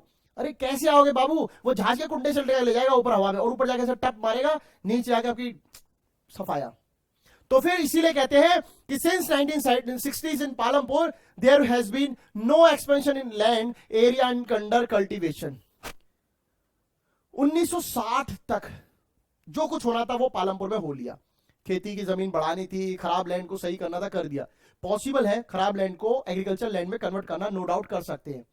अगर उसको लगातार सही तरीके से फसल की जाए, सही तरीके से उसका इस्तेमाल किया जाए, पूरा वाटर मिले, प्रॉपर उसका ट्रीटमेंट किया जाए, क्योंकि हर खराब जमीन को आफ्टर प्रॉपर ट्रीटमेंट कुछ हद तक बदल सकते हैं। तो ये नहीं कह रहा इसका मतलब कि हिमालय पर्वत पे जाके वहां कहो कि प्रॉपर ट्रीटमेंट देंगे, उसको भी एग्रीकल्चर लैंड में बदल देंगे। That is not possible. But जो चीजें फिजिबल है, जो चीजें दिखती है कि हाँ ये हो सकता है, उन्हें किसान कर चुका है और आगे थोड़ा बहुत करता रहेगा, क्योंकि लैंड इज प्रैक्टिकली फिक्स्ड। तो जितना कुछ होना था 1960 तक हो लिया, उसके बाद से अभी तक जमीन बढ़ाई नहीं under cultivation. By then some of the waste land in the village that had been converted to cultivated land, उस तक 1960 तक जितना वो कन्वर्ट कर सकते उन्होंने किया। And there exist no further scope to increase farm production by bringing new land under cultivation. Now they have no scope. Palampur के लोगों के पास ऑप्शन नहीं है कि वो जमीन को कल्टीवेशन के अंडर बढ़ा सके। क्यों? क्योंकि अब जमीन या तो खराब हो चुकी होगी या जमीन में नदी तालाब होंगे। गांव है, ऑब्वियसली गांव में भी जमीन लिमिटेड है ना। उस गांव में आपने सड़क की बात की डेवलपमेंट, तो वो कहां से आएगी? वो आपकी जमीन पे बना होगा। इलेक्ट्रिफिकेशन हुआ, इलेक्ट्रीफाइड हुआ है विलेज, यानी कि बिजली आई है, खंबे खड़े होंगे तो अब बीच में खंबे आ गए हैं, वो भी जमीन गई है। नालियां भी आपने बनाई होंगी, रोड ट्रांसपोर्ट की चीजें भी आप बात कर रहे हो। तो बहुत सारी ऐसी बातें हैं जिनकी वजह से लिमिट जो है लैंड की वो स्ट्रिक्ट हो जाती है, कांस्टेंट हो जाती है। Now the thing is the standard unit of measuring land is hectare. जब हम जमीन को नापते हैं, ये तो एक्स्ट्रा में आपको जानकारी मिल गई, उसे हेक्टेयर कहते हैं। Though in the villages you may find land area being discussed local units bigha, guntha etcetera. कुछ लोगों के यहां जमीन बीघा में नापते हैं। नॉर्मली स्टैंडर्ड पे हेक्टेयर में नापा जाता है कि इतना है। कुछ जगह पे स्क्वायर यार्ड, गज, बीघा, गुंठा, कई सारे नाम है लोकल रीजनल भाषा पर जिन पर जमीन नापने का जो है नाम रखा जाता है कि हाँ हम इस बीघे में या फिर विषय में या फिर दश में या फिर बीघा, किला, हम किसी में भी जमीन को नापते हैं। ठीक है, आई होप आपको मजा आ रहा है। जिन बच्चों को मजा नहीं आ रहा, सीखो, चीजें सीखोगे, मजा आएगा। बहुत सारे बच्चे कहते हैं सर 20-25 मिनट पढ़ा तब तो पढ़ाई होती है, फिर ऐसा कई बार बोर हो जाते। कुछ बच्चों का कहना है तो वो बोरियत इसीलिए भैया क्योंकि आपके हाथ में सोशल मीडिया प्लेटफॉर्म है जो आपको सुहाने सपने दिखा रहा है। और ये जो है ना, ये सुहाने सपने नहीं है, ये कंक्रीटेड लाइफ को बनाने के तरीके हैं। यहां पढ़ोगे तो आपका लिविंग स्टैंडर्ड आगे जाके सुधरेगा। कैसे सुधरेगा? अच्छी पढ़ाई, अच्छे मार्क्स, अच्छी नौकरी, जीवन सुधर गया। सोशल प्लेटफॉर्म मतलब जिंदगी बर्बाद, नर्क में बैठे हो आप। आज अपना समय गंवा रहे हो, कल ना समय वापस आएगा। और जो बातचीत हो रही है ना वो तो बेवजह हो रही है। कौन सा आप प्रधानमंत्री से बैठ के बातें कर रहे हो यार, कि आपको कोई पॉलिसी डिस्कशन करनी है, कैबिनेट सरकार में आपको कि भाई साहब बहुत जरूरी है मीटिंग? कोई जरूरी नहीं है। इस प्लेटफॉर्म पे पढ़ने वाली आने वाली सारी क्लासेस जरूरी है, इसके अलावा कुछ जरूरी नहीं है। आपको अच्छे से पता है कि अच्छे अच्छे लोग जिनको लाइफ में कुछ करना है ना, उन्होंने अपने घर बार तक छोड़ दिए। गौतम बुद्धा छोटी सी उम्र में घर छोड़ दिया। राजपाट एक राजा थे, अच्छी बड़ी जिंदगी जी सकते थे। व्हाट्सएप तो क्या, इंस्टाग्राम भी वहां बन जाता उनके घर में अपने आप आके। बट जिंदगी उन्होंने अपने तरीके से बनानी थी। उन्होंने लोगों के लिए एग्जाम्पल सेट करने थे। घर छोड़ा, सब कुछ छोड़ा और आपके लिए इतनी सारी चीजें सिखाने के लिए छोड़ गए। और आप क्या कर रहे हो? आपके हाथ में है। आपकी बर्बादी इस समय आपके हाथ में है। अगर आपको पढ़ना है, आपको अच्छा बनना है तो इन क्लासेस को सीखो, इन क्लासेस को प्रैक्टिकली समझो। चीजें कितनी जरूरी है, पढ़ाई कितनी जरूरी है। अगर नहीं समझ में आ रहा है तो रेड लाइट पे खड़े हो उस इंसान से पूछना जो आज 1-1 रुपए का मोहताज है। अगर वो पढ़ लिया होता, उसके पास ये सुविधाएं होती तो आज वहां रेड लाइट पे वो नहीं होता। वो भी आपकी तरह गाड़ी में बैठकर अपने मम्मी पापा के साथ जा रहा होता। पर उसकी मजबूरी है। वो मजबूरी इसीलिए है क्योंकि उसके पास वो रिसोर्स नहीं थे और आपके पास रिसोर्स है, ओवर है। ये मोबाइल जो लोग उन्होंने देखे नहीं, वो आपके पास बचपन में मिल गया, 9th-10th क्लास में मिल गया और आपने फटाफट इसको उठा के जो अपना बातचीत करना शुरू कर दिया है। अरे चीजों का इस्तेमाल करो, पॉजिटिव वे में यूज करो। नेगेटिव वे में अगर यूज करोगे ना बच्चों तो नेगेटिव रिजल्ट ही मिलने वाला है। मेरे टाइम पर फोन नहीं हुआ करते इसलिए पढ़ ली है और इसलिए आपको पढ़ा रहा हूं। अब आपको देखना है कि आपको क्या करना है। तो नेक्स्ट देखते हैं। If land is fixed, then is it possible to grow more from the same land? Now the question is, जमीन फिक्स है, प्रैक्टिकली फिक्स है, तो क्या यह पॉसिबल है कि हम उस सेम जमीन से ज्यादा खेती कर लें? ज्यादा समझ ले, अर्थात मतलब ये समझो आपके पास 2 बीघा खेत है। उस 2 बीघा खेत में क्या यह पॉसिबल है कि जो आप आज तक उगाते आए हो उससे ज्यादा उगा पाओ? क्या यह पॉसिबल है? क्या आपका गांव अगर 2000 टन गेहूं पैदा करता है तो क्या वो 3000 टन गेहूं पैदा कर सकता है क्या? अगर कर सकता है तो यस, नहीं कर सकता तो बताना क्यों नहीं कर सकता, रीजन क्या है। तो हमारा जो क्वेश्चन है उसका आंसर है बच्चों यस। कैसे कर सकते हैं? एग्जाम्पल इसका एक और लेके आते हैं। हमारे हिंदुस्तान में कई ऐसे सरकारी स्कूल हैं जिनमें हमें अच्छे से पता है कि यहां पर पढ़ने वालों की संख्या ज्यादा है। ना केवल सरकारी स्कूल बल्कि दिल्ली यूनिवर्सिटी में कई ऐसे कॉलेजेस हैं जिनका इवनिंग एडमिशन होता है और जिनका मॉर्निंग एडमिशन होता है। हमने एक ही कॉलेज में बच्चों का मल्टीप्लिकेशन कर दिया। समझ रहे हो बात? इसे कहते हैं मल्टीपल स्टडी। यानी कि कॉलेज एक, दिन भी उतना ही है, समय भी उतना ही है, बच्चे बढ़ गए। अब बच्चे कैसे बढ़ाए? अगर एक टाइम पर मॉर्निंग में आप सारे बच्चों को बुला लेते, शायद उनके पास बैठने के लिए जगह नहीं होती। पर सरकार ने क्या स्कीम बनाई कि यार ऐसा करो 2 बजे तक एक शिफ्ट और 3 से 6-7 तक एक शिफ्ट। एक ही स्कूल में 2 बारी पढ़ाई हो रही है, 2 बारी लोगों को रोजगार मिला, 2 तरह के बच्चों को जो पढ़ाई मिली। तो आप इसे समझ सकते हो कि हम एक ही स्कूल का, एक ही कॉलेज का मल्टीपल यूज कर रहे हैं। सेम होता है स्कूल के केस में मॉर्निंग शिफ्ट का, यानी कि सुबह 7 से 1 तक एक और 3 या 2 से शाम के 6-6:30 तक एक। स्कूल वही है, रिसोर्स वही है, लैंड लिमिटेड है, बट हमने उसका यूज जो है ना वो डबल कर दिया, वो मल्टीपल कर दिया। सो इसका भी यही है कि yes we can do. So क्या है देखते हैं। All land is cultivated in Palampur and no land is left idle. Palampur के पास समस्या यह है कि एक तो जमीन लिमिटेड है और जितनी जमीन थी वो सारी उन्होंने कल्टीवेट कर ली और अब जमीन नहीं बची है। तो भाई साहब आपके पास क्वेश्चन है, करोगे क्या? हाँ मेरे पास आंसर है ना। इसका आंसर ये है, मैं उसी जमीन में मल्टीपल फसल करूंगा। तो ये क्या करते हैं ड्यूरिंग द रेनी सीजन, बारिश के समय पे ये खरीफ फसल करते हैं, ज्वार बाजरा उगाते हैं। ज्वार बाजरा से आप एक चीज समझ लो, हम बाजरा रोज नहीं खाते, हम बाजरा कभी कभार खाते हैं, वो भी सर्दी के मौसम में। यानी कि इसको उगाने का क्या फायदा फिर? अरे उगाना इसलिए है क्योंकि आपके जानवर, उनको भी तो चारा चाहिए ना। अगर आप इनके लिए फसल नहीं उगाओगे तो ये आपकी फसलें खाएंगे, फिर आप क्या खाओगे? आप वैसे मर जाओगे। तो ये जो विशियस सर्कल नहीं बनाना है, कंफ्यूजन सर्कल नहीं बनाना है, भयंकर सर्कल नहीं बनाना। तो रेनी सीजन में जो खरीफ है वो गया जानवरों के लिए। So these plant are used as a cattle feed. इनको जानवरों को खिलाया, जानवरों का पेट फुल, चलो भाई साहब आप ओके हो, बिल्कुल relax. So it is followed by cultivation of potato between October and December. दिसंबर अक्टूबर के बीच में पोटैटो कर लिया, जिससे कुछ फसल आपने अपने लिए रखी और कुछ आपने देखा है कि पोटैटो इस देश में ठीक उसी तरह है जैसे घर में जीजा होता है ना, वो बात बात पे उसके बिना कुछ नहीं हो सकता। घर में अगर ससुराल में कोई फैसला होना है तो जीजा की इन्वॉल्वमेंट बहुत जरूरी है। सेम ऐसे ही है, कोई भी सब्जी बनाओ, आलू भाई साहब हर एक में एडजस्ट हो जाते हैं, हर एक में। और पता है इसके बिना लोग मतलब सब्जी नहीं कर पाते। आलू की कितनी सारी सब्जी नहीं बनती, बहुत कम ऐसी सब्जियां हैं जो बिना आलू की होती हैं। तो आलू इज लाइक ऐसा ही। तो नेक्स्ट है, in the winter season rabi fields are sown with wheat. Winter season में गेहूं उगाया, बीच में आपने आलू उगाया, उससे पहले ज्वार बाजरा उगाया। इसका मतलब अपना जानवर का खाना और अपने व्यापार का सब तरीका हो गया। तो होता क्या है, from the wheat produce farmers keep enough wheat for the family consumption और for them and sell the surplus wheat at the market at Raiganj. Wheat की अच्छी बात यह है कि आप जितना उगा रहे हो सारा गेहूं आप नहीं खा पाते हो, उस गेहूं की बोरियों में बंद करके आप उसे मार्केट में बेच देते हो, क्योंकि आपको अच्छे से पता है 5 से 6 लोगों के बीच में 1 से 1.5 बोरी गेहूं की काफी है। उससे ज्यादा अगर गेहूं है तो गेहूं उगाने का रीजन भी यही है कि जितना गेहूं उगा है उसमें से जितना अपनी जरूरत का है वो रख लो और बाकी का जो है वो मार्केट में बेच दो। बेचने से क्या फायदा, आपका परिवार का पेट भर गया और कुछ नगद राशि यानी कि कैश आपके बैंक अकाउंट में आ जाता है। तो आई होप आपको ये समझ में आ गया। A part of the land is also devoted to sugar cane which is harvested once every year. क्योंकि मैंने आपको शुरुआत में बताया उत्तर प्रदेश के पश्चिमी यानी वेस्टर्न यूपी की हम बात करें, वहां पर गन्ना खेती होती है और साल में एक बार होती है, और जिससे आप गुड़ वगैरह ये देखते हो ये भी आपको सर्दियों के टाइम पे मिल जाते हैं इजीली। तो sugar cane in its raw form or as jaggery sold to the traders in Shahpur.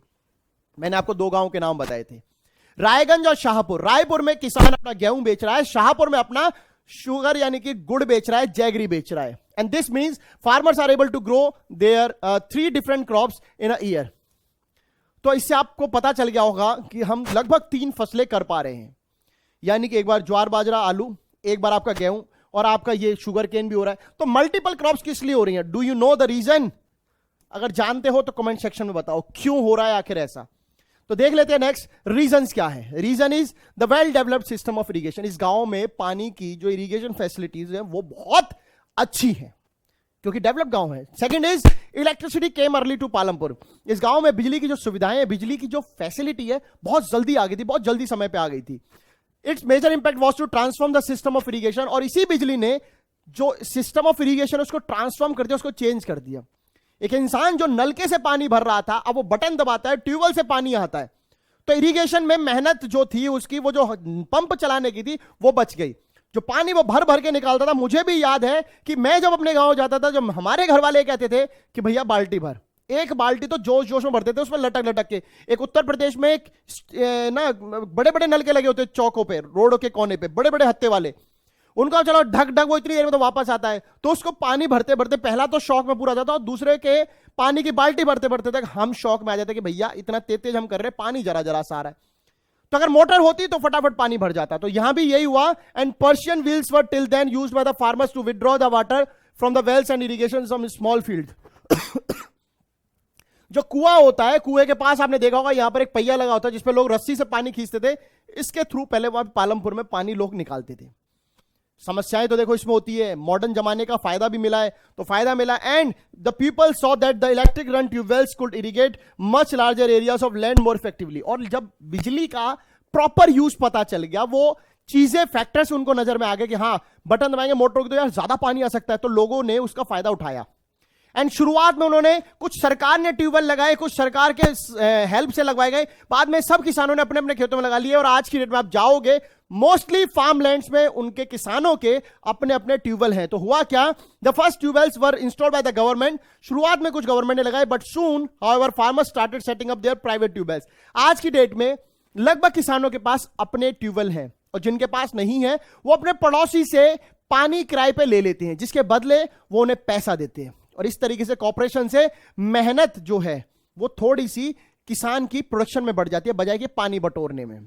ठीक है, आई होप आपको समझ आ रहा है। बोरियत नहीं करनी है भाई, बहुत इंटरेस्टिंग टॉपिक है। किसान की तरह बन के सोचना है, किसान बन के रहो अभी तक। नेक्स्ट देखते हैं कंक्लूजन क्या है। So as a result by mid 1970s the entire cultivated area of 200 hectares was irrigated. आपके पास जितनी भी जमीन है, अगर मान लो आपके पास इतनी सारी जमीन है और इन जितने हमने रीजन पढ़े कोई भी मिसिंग है, तो कहीं ना कहीं जो प्रोडक्शन है कहीं ना कहीं जो प्रोडक्शन है वो क्या हो जाएगी बच्चों, लो हो जाएगी। बट जैसा पालमपुर विलेज की सिचुएशन है, ऐसे में लोग जो है उस सिचुएशन का कंप्लीटली यूज कर रहे हैं, फायदा उठा रहे हैं, इसीलिए लैंड का जो इरिगेशन है वो बढ़ता जा रहा है। जहां अगर लोगों के पास इरिगेशन नहीं होती, लोगों के पास वेल इलेक्ट्रिफाइड जो है बिजली के अलावा रोड्स नहीं होते, कनेक्टिविटी नहीं होती, तो शायद इनमें से कहीं ना कहीं इतनी फार्मिंग जो है पॉसिबल नहीं हो पाती। बट आज पॉसिबल है बिकॉज वो सारे रीजन डेवलप्ड हैं। Now the next thing is, do you know, not all villages in India have such higher level of irrigation. Yes, this is very true. India में गांव हर जगह है, इंडिया में फार्मिंग हर जगह होती है, बट ये जो डेवलपमेंट है, ये जो इरिगेशन का ट्रांसफॉर्म है, ये अभी सभी विलेजेस में नहीं हुआ है, क्योंकि हर गांव पालमपुर जैसे एरिया में नहीं है। कुछ गांव जो है नॉर्थ ईस्ट में भी है जहां पर अभी इलेक्ट्रिफिकेशन इतनी डेवलपमेंट पहुंच नहीं पाई है, अरुणाचल प्रदेश जैसे गांव में पहुंच नहीं पाई है। Next is, apart from the riverine plains, coastal plains in our country are well irrigated. तो रिवरिन प्लेन्स वो हैं जिनके आसपास नदी है या पानी की सुविधाएं उपलब्ध है। बट इंडिया में ऐसे बहुत सारे विलेजेस हैं जहां पर आपको कोस्टल प्लेन्स है या फिर और एरिया है जहां पर आपको डिफरेंस मिलेगा इरिगेशन में। कोस्टल एरिया के आसपास आपने अच्छे से पढ़ा है कि भाई हमने ये एरिया पढ़े थे, है ना, तो इन एरिया के आसपास तो बहुत ज्यादा पानी है, तो यहां पे पानी की जो हमेशा फैसिलिटी बनी रहती है और एग्रीकेशन अच्छी हो जाती है। जिन इलाकों में नहीं है वहां पर ये लड़ाई है सूखे की, बुंदेलखंड की, बघेलखंड की, ऐसे इलाके जहां पर पानी की मार से किसान मर रहा है। Next is, in contrast plateau region such as the Deccan plateau and do have the low level of irrigation. यही मैंने बताया कि बुंदेलखंड और बघेलखंड जैसे इलाके जो आपने मैप में पढ़े थे, आपको याद होगा बच्चों,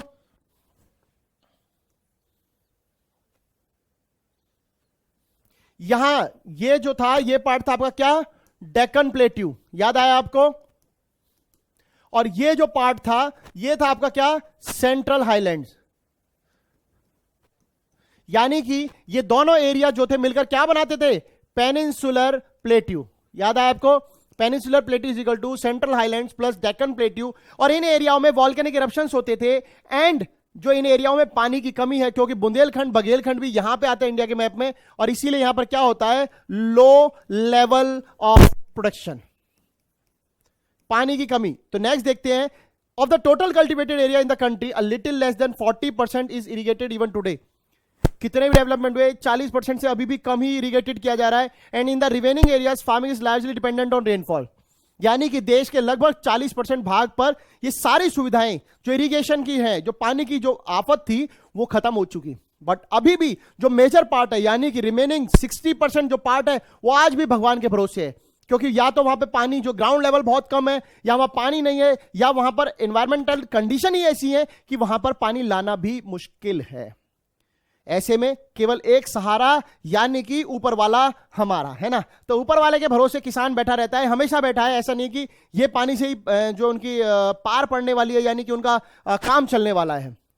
तो नेक्स्ट इज मल्टीपल क्रॉपिंग। तो बात यह है कि जब पानी की समस्या है, हिंदुस्तान में 100% जमीन होते हुए 40% पे फार्मिंग जो है अच्छे तरीके से हो रही है, 60% लोग रेनफॉल पे डिपेंड है, तो is this a solution to have a more crops from the same land. तो क्या हम इसका समस्या का हल, जो हम जिसे क्या कह रहे हैं, मल्टीपल क्रॉपिंग कह रहे हैं, कि भाई आप ऐसा करो कि बाकी लोगों पे कमी है ना, तो जिनके पास सुविधाएं हैं वो ज्यादा खेती प्रोड्यूस कर लो, वो लोग मल्टीपल क्रॉपिंग करो, एंड देश में जो है स्टोर बनाओ, फिर ग्रेन्स को जो इकट्ठा करो। क्योंकि एक जगह पे कम है, एक भाई पढ़ाई में अच्छा है, एक भाई कमजोर है, दोनों एक क्लास में मिलजुल के काम चला लो। मैं ये नहीं कह रहा हूं कि चीटिंग कर लो, एक भाई जो होशियार है वो तो अपने छोटे भाई को समझाए। तो इसका मतलब इंडिया में जो लोग सूखे हैं और जो लोग सही हैं, वो उनसे बैलेंस बनाएं।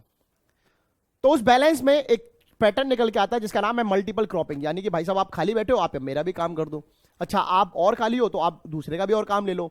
तो मल्टीपल क्रॉपिंग, तो पोजीशन ये है कि इज दिस अ सॉल्यूशन, क्या ये एक सॉल्यूशन है, क्या एक वायबल सॉल्यूशन है। तो देखते हैं, to grow more than one crop a piece of land during the year is known as multiple cropping.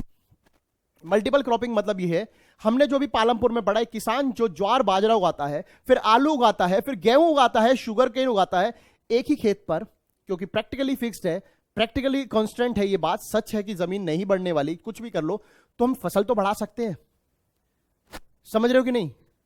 हम फसल बढ़ा सकते हैं। तो उसी को कहते हैं multiple cropping, and it is the most common way of increasing production on a given piece of land. और ये सबसे बेहतरीन तरीका है लिमिटेड जमीन पर अपनी फसल को बढ़ाने का। आप एक साल का वेट मत करो कि ये फसल बड़ी होगी मैं इसे काटूंगा। आप एक साल में इतनी फसल कर लो कि थोड़ी थोड़ी सब हो जाए, तो आपके पास सब चीजें नहीं। And in the similar way, all farmers in Palampur grow at least 2 main crops. Many are growing potato as the third crop in the past 15 to 20 years. लोगों ने दो दो क्रॉप करी। आपने देखा कि हमने ज्वार बाजरा किया, गेहूं किया। कुछ लोगों ने तो पोटैटो करके 3 फसल तक उसको बढ़ाया है। तो possibilities are there in Palampur to grow 3 crops और मोर देन 2 क्रॉप्स। लोगों ने किया, पिछले 15 से 20 सालों में यह हुआ। एंड होता क्या है, क्वेश्चन आ जाता है हमारे सामने। So is it important to increase the area under irrigation? Why? क्या इरिगेशन के आने वाले एरिया को बढ़ाना जरूरी है, और जरूरी है तो क्यों? क्वेश्चन का आंसर जानते हैं। Since farming provides the majority of the population in India with primary source of income, it is crucial to expand the area under irrigation. जो इरिगेशन का, जो फसल उगाने का जो एरिया, उसे बढ़ाने की जरूरत इसलिए है क्योंकि गांवों में भी अब पॉपुलेशन बढ़ रही है। गांव में पॉपुलेशन बढ़ी है तो लोग जो है अपने फार्म पे ज्यादा डिपेंडेंट है। बट इशू ये है कि लैंड तो पहले से ही फिक्स्ड है। आप चाहे 10 के 20 बच्चे कर लो, जमीन तो 10 की 20 गुना नहीं होने वाली, ये बात सच है। तो इसीलिए the countries arable land makes up less than 40% of the total area. और प्रॉब्लम ये है कि भाई साहब आपके बच्चे बड़े, जमीन उतनी है, उस जमीन में भी पूरे इंडिया में जो जमीन है उसमें 40% में आप फसल कर रहे हो, 60% में तो फिर भी रेनफॉल के भरोसे हो। So farmers fully rely on the unpredictable monsoon season, and if there is less rain, then it will undoubtedly experience a significant loss. अगर आपके इंसान के हाथ में सब कुछ होता ना, तो भगवान को भी नीचे बिठा देते आप लोग। इंसान वो बीमारी है जो भगवान से भी ऊपर बढ़ने की कोशिश कर रहा है। ऐसे में इंसान ने सोचा कि अगर ये 40% लोग कर सकते हैं और अगर बारिश लगातार आती तो फिर पूरी खेती जो है अच्छे से हो पाती। बट ऐसा हुआ नहीं। Due to variation in climatic conditions, कुछ जगहों पे अच्छी बारिश होती है, कुछ जगहों पे कम बारिश होती है, कुछ जगहों पे लोगों ने एग्रीकल्चर को डेवलप करने के लिए अपने ट्यूबवेल्स बनाए। 40% एरिया जो एग्रीगेटेड हुआ, 60% में प्रॉब्लम ये थी, अच्छी बारिश अच्छा नतीजा, गुड एंड हैप्पी किसान, कम बारिश कम खराब नतीजा, बैड एंड सैड किसान। So therefore if water were to be made available to farmers for irrigation on a wider area of land, then it would result in a better productivity. अगर जो 40% वाला हाल है वो 60% को भी मिल जाता, पानी अगर इंडिया में हर जगह ट्यूबवेल से या फिर फैसिलिटीज मिल जाती, तो सिचुएशन कुछ अलग होती। बुंदेलखंड और बघेलखंड जैसे एरिया में किसानों ने अपनी जान न गंवाई होती। किसान हर साल इंडिया में जो किसान है सूखे से अफेक्ट होता है और अपनी जान को गंवा देता है। उस जान को गंवाने के बेशक बहुत रीजन होते होंगे, पर मेन रीजन उसकी जमीन से उसका सुख है जो छिन गया। तो यहां पर भी यही है कि रिजल्ट बदल जाते हैं। And it making more land in India cultivated and also encourage farmers to adopt novel farming techniques without worrying about losing money. जब आपको पता है कि आपकी खेती आपको डेड श्योर रिजल्ट देगी, आपको इससे बेनिफिट मिलने वाला है, तो फिर किसान एक स्टेप जाके आगे रिस्क ले सकता है। पर जब किसान को पता है कि मेरी जो खेती है इसमें जो पानी है वो तो भगवान भरोसे है, और भगवान पता नहीं किसके भरोसे है, तो नेचर के साथ जो आपने खिलवाड़ किया, मौसम बदल चुके हैं। सर्दी सर्दियों के समय नहीं आती, बारिश बारिश के समय पे नहीं होती, गर्मी गर्मियों के समय पे नहीं होती, सब उथल पुथल हो चुका है। तो किसान के लिए समस्या यही बढ़ रही है। पहले के किसान को पता होता था कि इस मौसम में बारिश होने वाली है, मैं ये फसल उगाऊंगा, बट आज का किसान अनसिक्योर्ड है, अनश्योर है कि भाई पता नहीं कब होगी। बिन मौसम तो बरसात हो जाती है, किसान की फसल बर्बाद हो जाती है। तो इसका सॉल्यूशन ये है कि हमें बढ़ाना चाहिए। अगर ऐसा सब होता तो रीजन हमें मिल गया। तो next is how can we increase production from the same land. Now the question is, जो मल्टीपल क्रॉपिंग आपने पढ़ा, मल्टीपल क्रॉपिंग एक जमीन पर जो फसल को बढ़ाने का एक अच्छा ऑप्शन है। उसी ऑप्शन में यह है कि हम कैसे बढ़ा सकते हैं। तो एक तो यही था कि multiple cropping. Next is to use modern farming methods for higher yield. जब आपको पता है कि आप एक साथ बहुत सारी फसलें कर सकते हो, ऐसे प्रोडक्शन बढ़ गई। दूसरा रीजन क्या है, मॉडर्न फार्मिंग मेथड्स लाओ।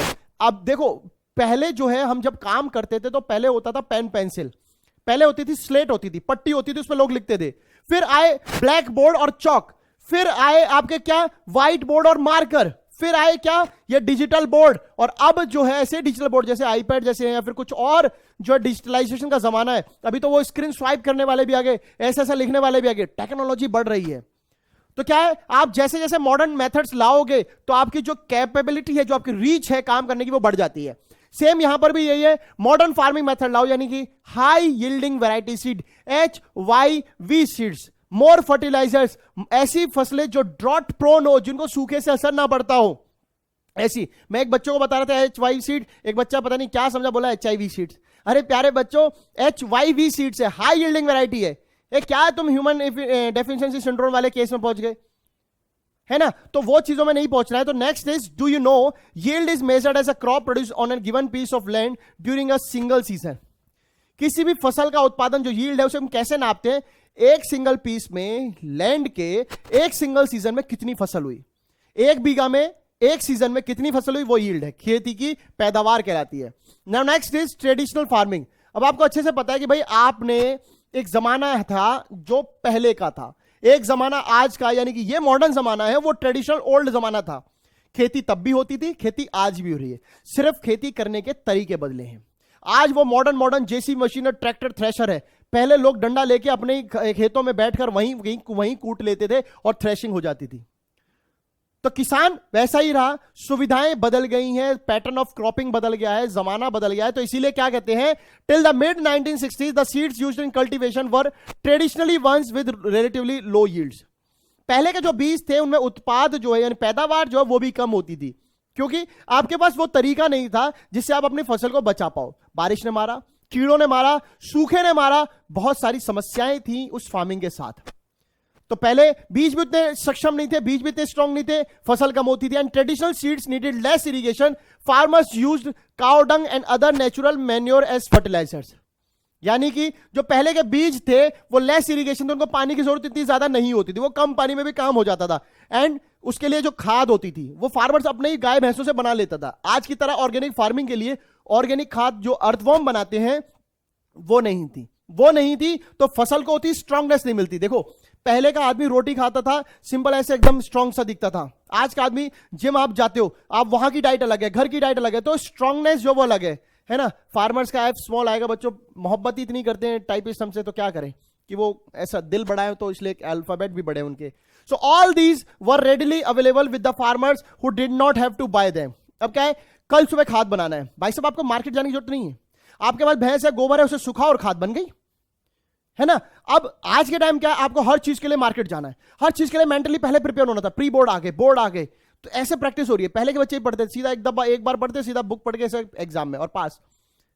पर यहां पर क्या है, यहां पे पास की चिंता नहीं है ना, यहां तो 100% कंपटीशन है, टफ कंपटीशन है। उस स्कूल का बच्चा जो अरे 100 मार्क्स लेके आए, मैं भी बनूंगा वैसा ही, तो फिर वही कंपटीशन यहां भी है। And the thing is, impact of green revolution फिर देखने को मिला। ट्रेडिशनल मेथड के ऊपर पलटवार किया है टेक्नोलॉजी ने, यानी कि टेक्निक ने। ग्रीन रेवोल्यूशन एक ऐसा रेवोल्यूशन जिसने हिंदुस्तान में खेती का रूप ही बदल दिया, फॉर्म ही बदल दी। पहले खेती किसी और तरीके से होती है, अभी किसी और तरीके से हो रही है। पहली गिनती की फसल आपके हाथ में आती थी, मर जाते थे सूखे से, बाढ़ से, कीड़ों से, आज वो नहीं है। हुआ क्या, green revolution in late 1960s introduce the Indian farmer to cultivation of wheat and rice using high yielding variety seeds. Hindustan में ग्रीन रेवोल्यूशन का ज्यादातर असर जो है वो ऊपरी इलाकों यानी कि हरियाणा, उत्तर प्रदेश में ज्यादा पड़ा है, पंजाब जैसे एरिया में। इसीलिए इन इलाकों में व्हीट एंड राइस की प्रोडक्शन जो है वो बहुत अच्छे तरीके पर, बहुत मास लेवल पे होने लगी। 1960s में ग्रीन रेवोल्यूशन का एक ही सीधा मतलब था कि भाई आपको HYV सीड दे रहे हैं, क्रॉस ब्रीडिंग सीड थे, एक जनरेटेड, एक अपग्रेड वर्जन के सीड्स थे। इनसे क्या होता था, कंपेयर टू द सीड जो पुराने सीड्स थे, HYV seeds promised to produce much greater amounts of grain on a single plant. यानी कि पहले एक फसल की, मान लो एक फसल आप करके जा रहे हो भाई, पहले आपने जो एक फसल उगाई गेहूं की, उस पे एक बाल पे मान लो यहां पर एक दाना होगा, ऐसे यहां पे एक दाना होगा, यहां पे होगा, फिर यहां पे होगा। इसमें मान लो 2 दाने इसमें, 10 दाने इसमें, 5 दाने इसमें और 10 दाने इसमें, तो कितना हो गया, 2, 5 + 20,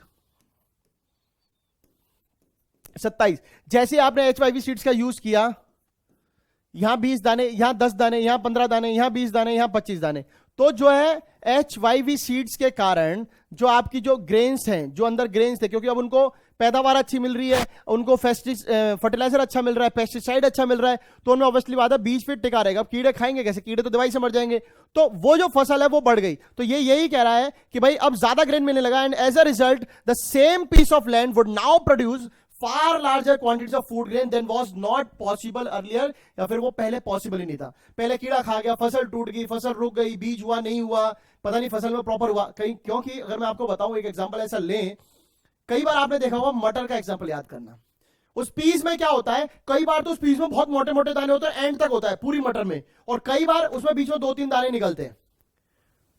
तो ये जो डिफरेंस है ये आप समझ सकते हो, जो कम दाने हैं वो ट्रेडिशनल मेथड है और जिसमें पूरे दाने हैं वो ग्रीन रेवोल्यूशन मेथड है. So HYV seeds however needed plenty of water and also chemical fertilizer and pesticide to produce best result. कुछ अच्छा करना है, कुछ ज्यादा करना है तो मेहनत भी ज्यादा लगेगी, काम भी ज्यादा करना पड़ेगा. कि इंसान मेरी तरह जो ज्यादा बोल रहा है उसे ज्यादा पानी भी पीना पड़ेगा, गला सूखता है, दम दुखता है, फिर ऐसे तो क्या होगा कि आपको पानी पीना पड़ता है. तो वैसे ही यहां पे ये था, आपको फसल अच्छी करनी है, पानी ज्यादा देना पड़ेगा, पानी ज्यादा देगा फर्टिलाइजर भी ज्यादा देना पड़ेगा, केयर टेक बढ़ गई और उसकी निगाह बढ़ गई, आपको फसल उगानी है तो ये सब चीजें करनी पड़ेंगी. नेक्स्ट इज ये देख रहे हो, ये मॉडर्न फार्मिंग मेथड्स है जहां पर आप क्या देख रहे हो, मशीनरी है, डीजल है, कैनाल्स है, पंप सेट है, इलेक्ट्रिसिटी, डैम्स, पेस्टिसाइड, ये कहीं ना कहीं आपकी इरिगेशन को हेल्प कर रहे हैं, आपकी जो फसल है उसको बढ़ाने में मदद कर रहे हैं. And higher yields were possible only from a combination of HYV seeds. अगर आपको ज्यादा पैदावार करनी है तो ग्रीन रेवोल्यूशन का जो मेन मेथड है यानी कि HYV सीड, उसकी मदद लेनी पड़ेगी. अपने पुराने बीज करोगे, फिर से फर्टिलाइजर डालोगे, फिर से पानी ज्यादा दोगे, तो क्योंकि आपके बीज उस कैपेसिटी के नहीं कि उतना पानी सहन कर पाए, डूब के मर जाएंगे. फर्टिलाइजर उनको मिल गया. समझो आप किसी एक बच्चे को, जो बच्चे को पढ़ने की आदत सिर्फ 2 आवर्स की हो दिन में, उसको आप 10 घंटे पढ़ा रहे हो, मर जाएगा टेंशन में आके, अरे क्या पढ़ा रहे हैं, सब समझ में नहीं आएगा, दिमाग खत्म. सेम यहां पे भी यही है, पुराने जो सीड्स थे उनको HYV सीड्स की जो कैपेसिटी है वो बर्दाश्त नहीं होती. HYV सीड्स के बिना हायर इरिगेशन पॉसिबल नहीं थी एंड केमिकल फर्टिलाइजर लगते थे, पेस्टिसाइड लगते थे. बड़ा आदमी है जैसे हम है, इंडियंस है, और एक फॉरेनर होता है. फॉरेनर को क्या लगता है कि फॉरेनर चिकन ज्यादा खाता है पूरे दिन. अब हमारी तो रोटियों से पेट भर जाता है, हम रोज चिकन खाए, हमारा दांत टूट जाएगा, पेट में लीवर किडनी फेल हो जाएगा, कुछ ना कुछ बीमारी लग जाएगी. तो उनका खाना उन्हीं को अच्छा लगता है, हमारा खाना हमको अच्छा लगता है. तो सेम वैसे ही है, पुराने बीज जो थे, सीड्स जो थे, उनको उनके हिसाब की कैपेसिटी लगती थी, नए वालों को नए के हिसाब की कैपेसिटी लगती थी. जो तरीके हैं मॉडर्न फार्मिंग के. Now the question is, who are the first farmers to try out modern farming method in India? जिस मॉडर्न फार्मिंग की हम बात कर रहे हैं, इंडिया में कौन किसान थे, किधर के किसान थे जिन्होंने इसका फायदा उठाया? तो मैंने आपको पहले बता दिया था, कहां के थे? Punjab, Haryana and western Uttar Pradesh were the first who try out the modern farming method in India. ये वहां के किसान थे जिनको पहले इन लोगों ने ट्राई किया, ग्रीन रेवोल्यूशन का फायदा मिला. रीजन क्या था? इनके पास प्रोस्पेरिटी थी, इनके पास वो कैपेबिलिटी थी, तो इन्होंने फायदा उठाया. जमींदार थे, पैसे वाले लोग थे, उन्होंने टेक्निक्स खरीदी, और जगह पे नहीं था पॉसिबल, इसलिए नहीं हो पाया. And the farmers in this region set up tubewells for irrigation. अपने खेतों में ट्यूबवेल्स लगाए, made use of HIV seed, chemical fertilizer, pesticide सब किया. And some of them bought farming machinery like tractors. क्योंकि हमें पता है ये सारी चीजें, चाहे वो आपके ग्रीन रेवोल्यूशन के बीज खरीदना हो, ट्रैक्टर खरीदना हो, मशीन्स खरीदना हो, कुछ भी खरीदना हो, इन सब के लिए पीछे लगता है मनी. इन लोगों के पास मनी था, कैपेबल थे, इसीलिए इनको HYV सीड्स का सबसे ज्यादा फायदा मिला. And which made ploughing and harvesting faster, जिससे इनकी फार्मिंग जो वो सपोर्ट मिली. And they were rewarded with high yields of wheat. और फायदा मिला एज अ गिफ्ट में, लो भैया गेहूं ज्यादा हो गया. तो ये कब पॉसिबल है? जब इन लोगों के पास वो कैपेसिटी थी. अदर फार्मर के पास होती तो वो भी इसका फायदा उठाते. तो इसीलिए जो ग्रीन रेवोल्यूशन है वो भी कांस्टेंट होकर रह गया, वो भी कुछ स्टेट्स में सीमित होकर रह गया, खास करके उन किसानों के हाथ में जिनके पास अत्यधिक धन था, बहुत ज्यादा मनी था, जिनके पास वो कैपेबिलिटी थी कि उनको अडॉप्ट कर पाए. Now the next thing is impact of modern farming methods on Palampur. हमने बात कर ली हरियाणा, पंजाब और वेस्टर्न यूपी की. हम तो पढ़ रहे हैं पालमपुर, इस मॉडर्न मेथड्स का पालमपुर पे क्या फर्क आया? बहुत फर्क आया. In Palampur the yield of wheat grown from the traditional wheat variety was 1300 kg. यानी कि जो अभी तक वो किसान पुरानी टेक्निक से कर रहे थे 1300 किलो, जैसे ही HYV सीड्स को किया तो 3200 हो गया. देख रहे हो, 1300 से 3200 सीधा कितना बढ़ गया. And there was a large increase in the production of wheat. Farmers now had greater amounts of surplus wheat to sell in the market. एक इंसान जो अभी तक एक लिमिटेड अमाउंट में गेहूं उगा रहा था, अब उसके पास ज्यादा गेहूं उग रहा है.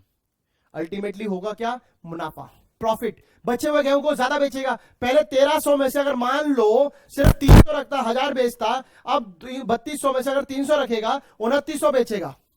2.9 टाइम्स का प्रॉफिट उसको मिलेगा कि नहीं मिलेगा? ये हुआ किसकी वजह से? ग्रीन रेवोल्यूशन के HYV सीड्स की बदौलत. तो देखते हैं next. Can you differentiate between the multiple cropping and modern farming methods?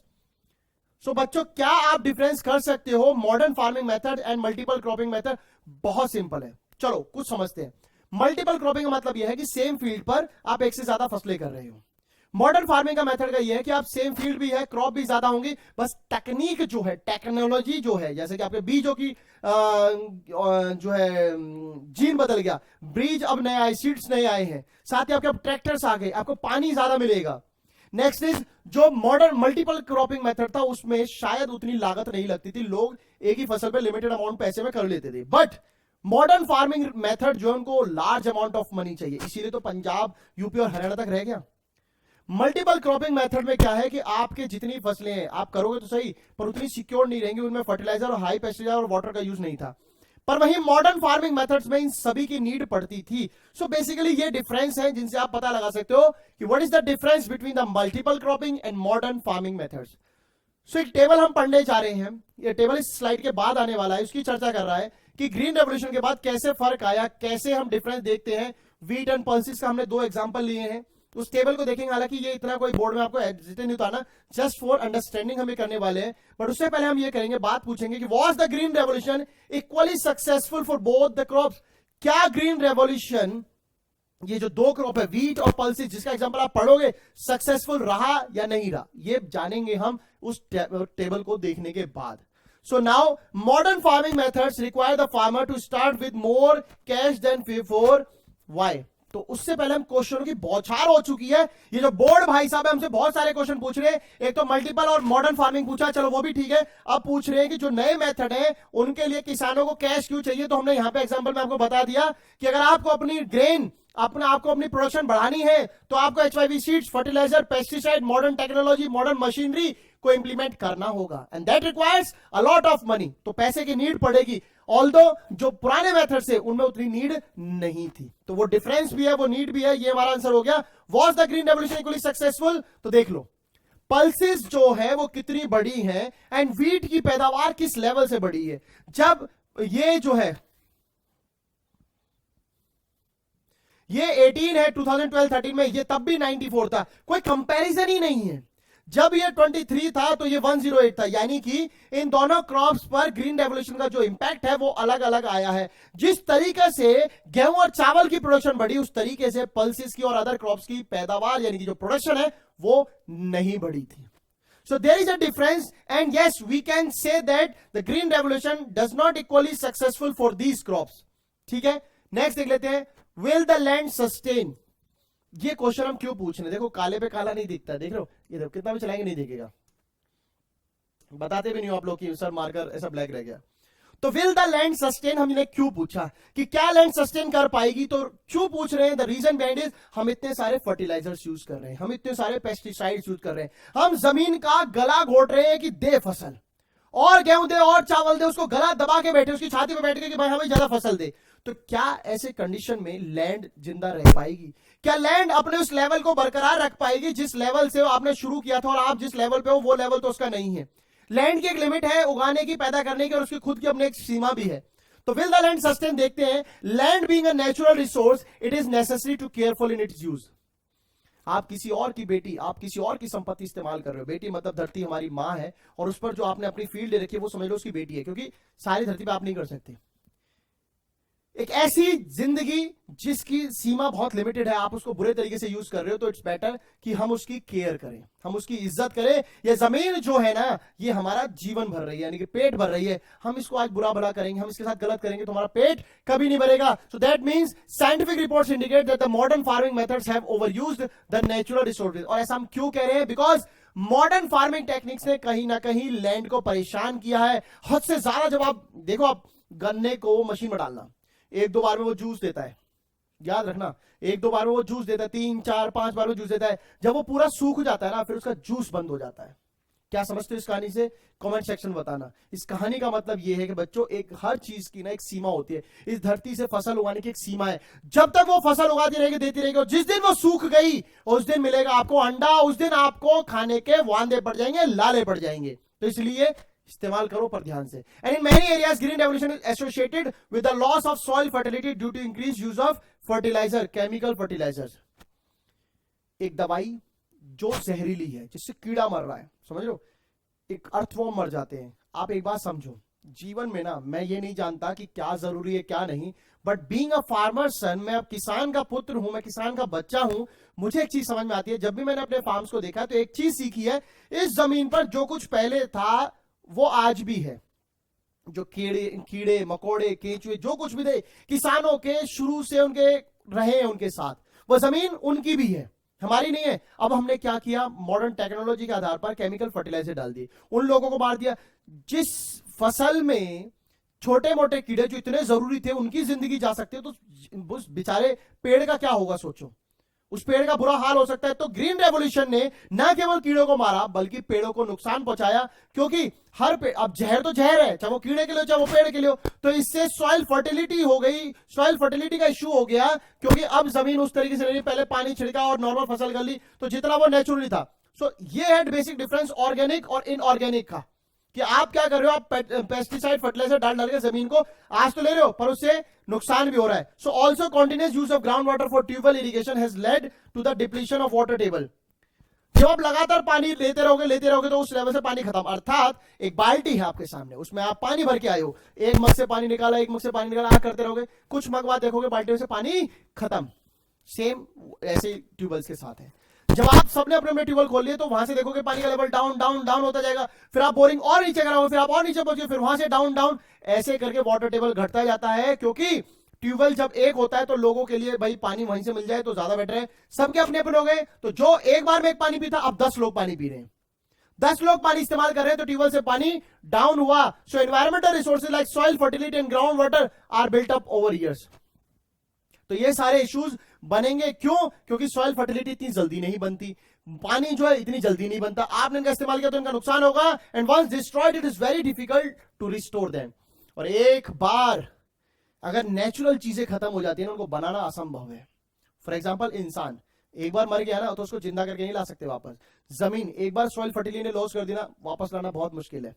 Ground water एक बार घट गया ना तो घट गया, बाकी एरियाज की जगह फिर आप भी परेशान रहोगे। So we must take care of the environmental to ensure future development of agriculture. इन सब का हमें टेक केयर करना होगा अगर आपको फ्यूचर में एग्रीकल्चर देखना है, वरना ग्रीन फसल जो है ना सिर्फ फिर कलर में देखना, सामने देखने को नहीं मिलेगी।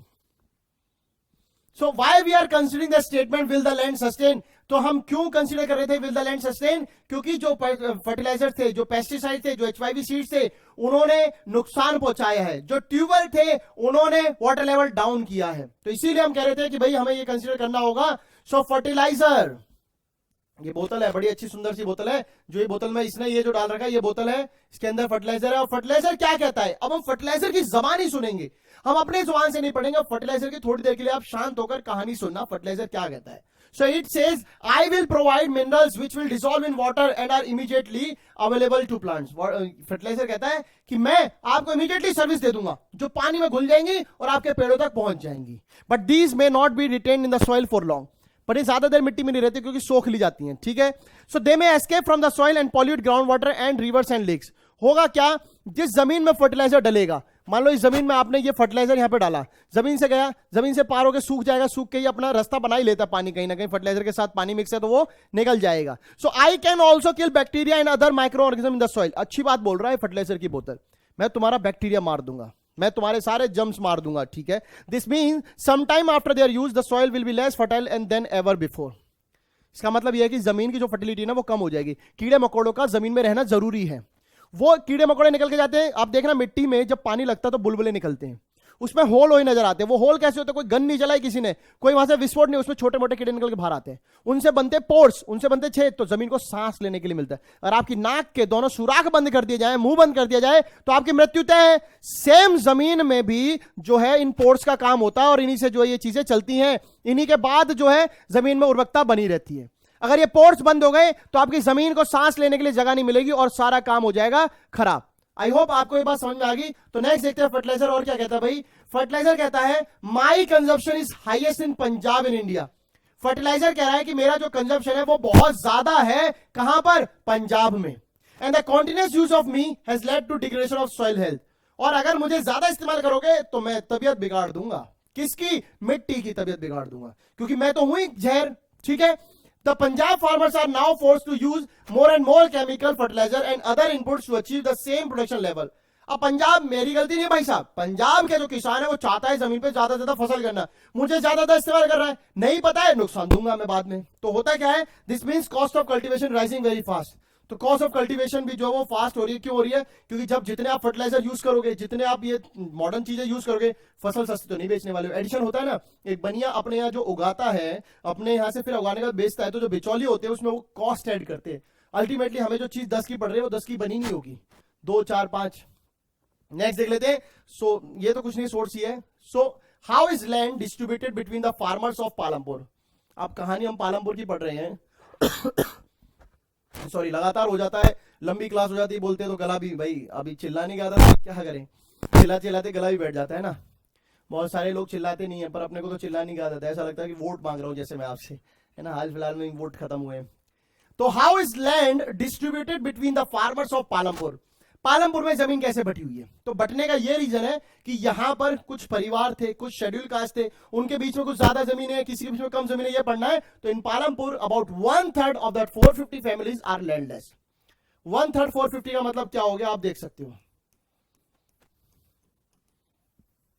150 families, most of them Dalits, have no land for cultivation.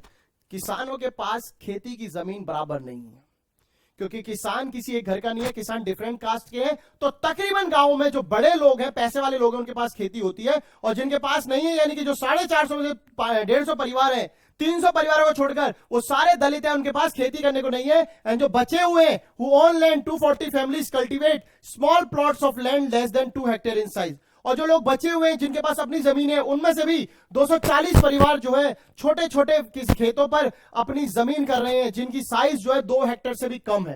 अर्थात 150 और 240 जो बच गए वही पैसे वाले लोग हैं। ये इनके पास जमीन नहीं है, इनके पास जमीन है थोड़ी है, या फिर वो जो है कम खेती कर पा रहे हैं। And cultivation of such plot does not bring adequate income to the farmers family.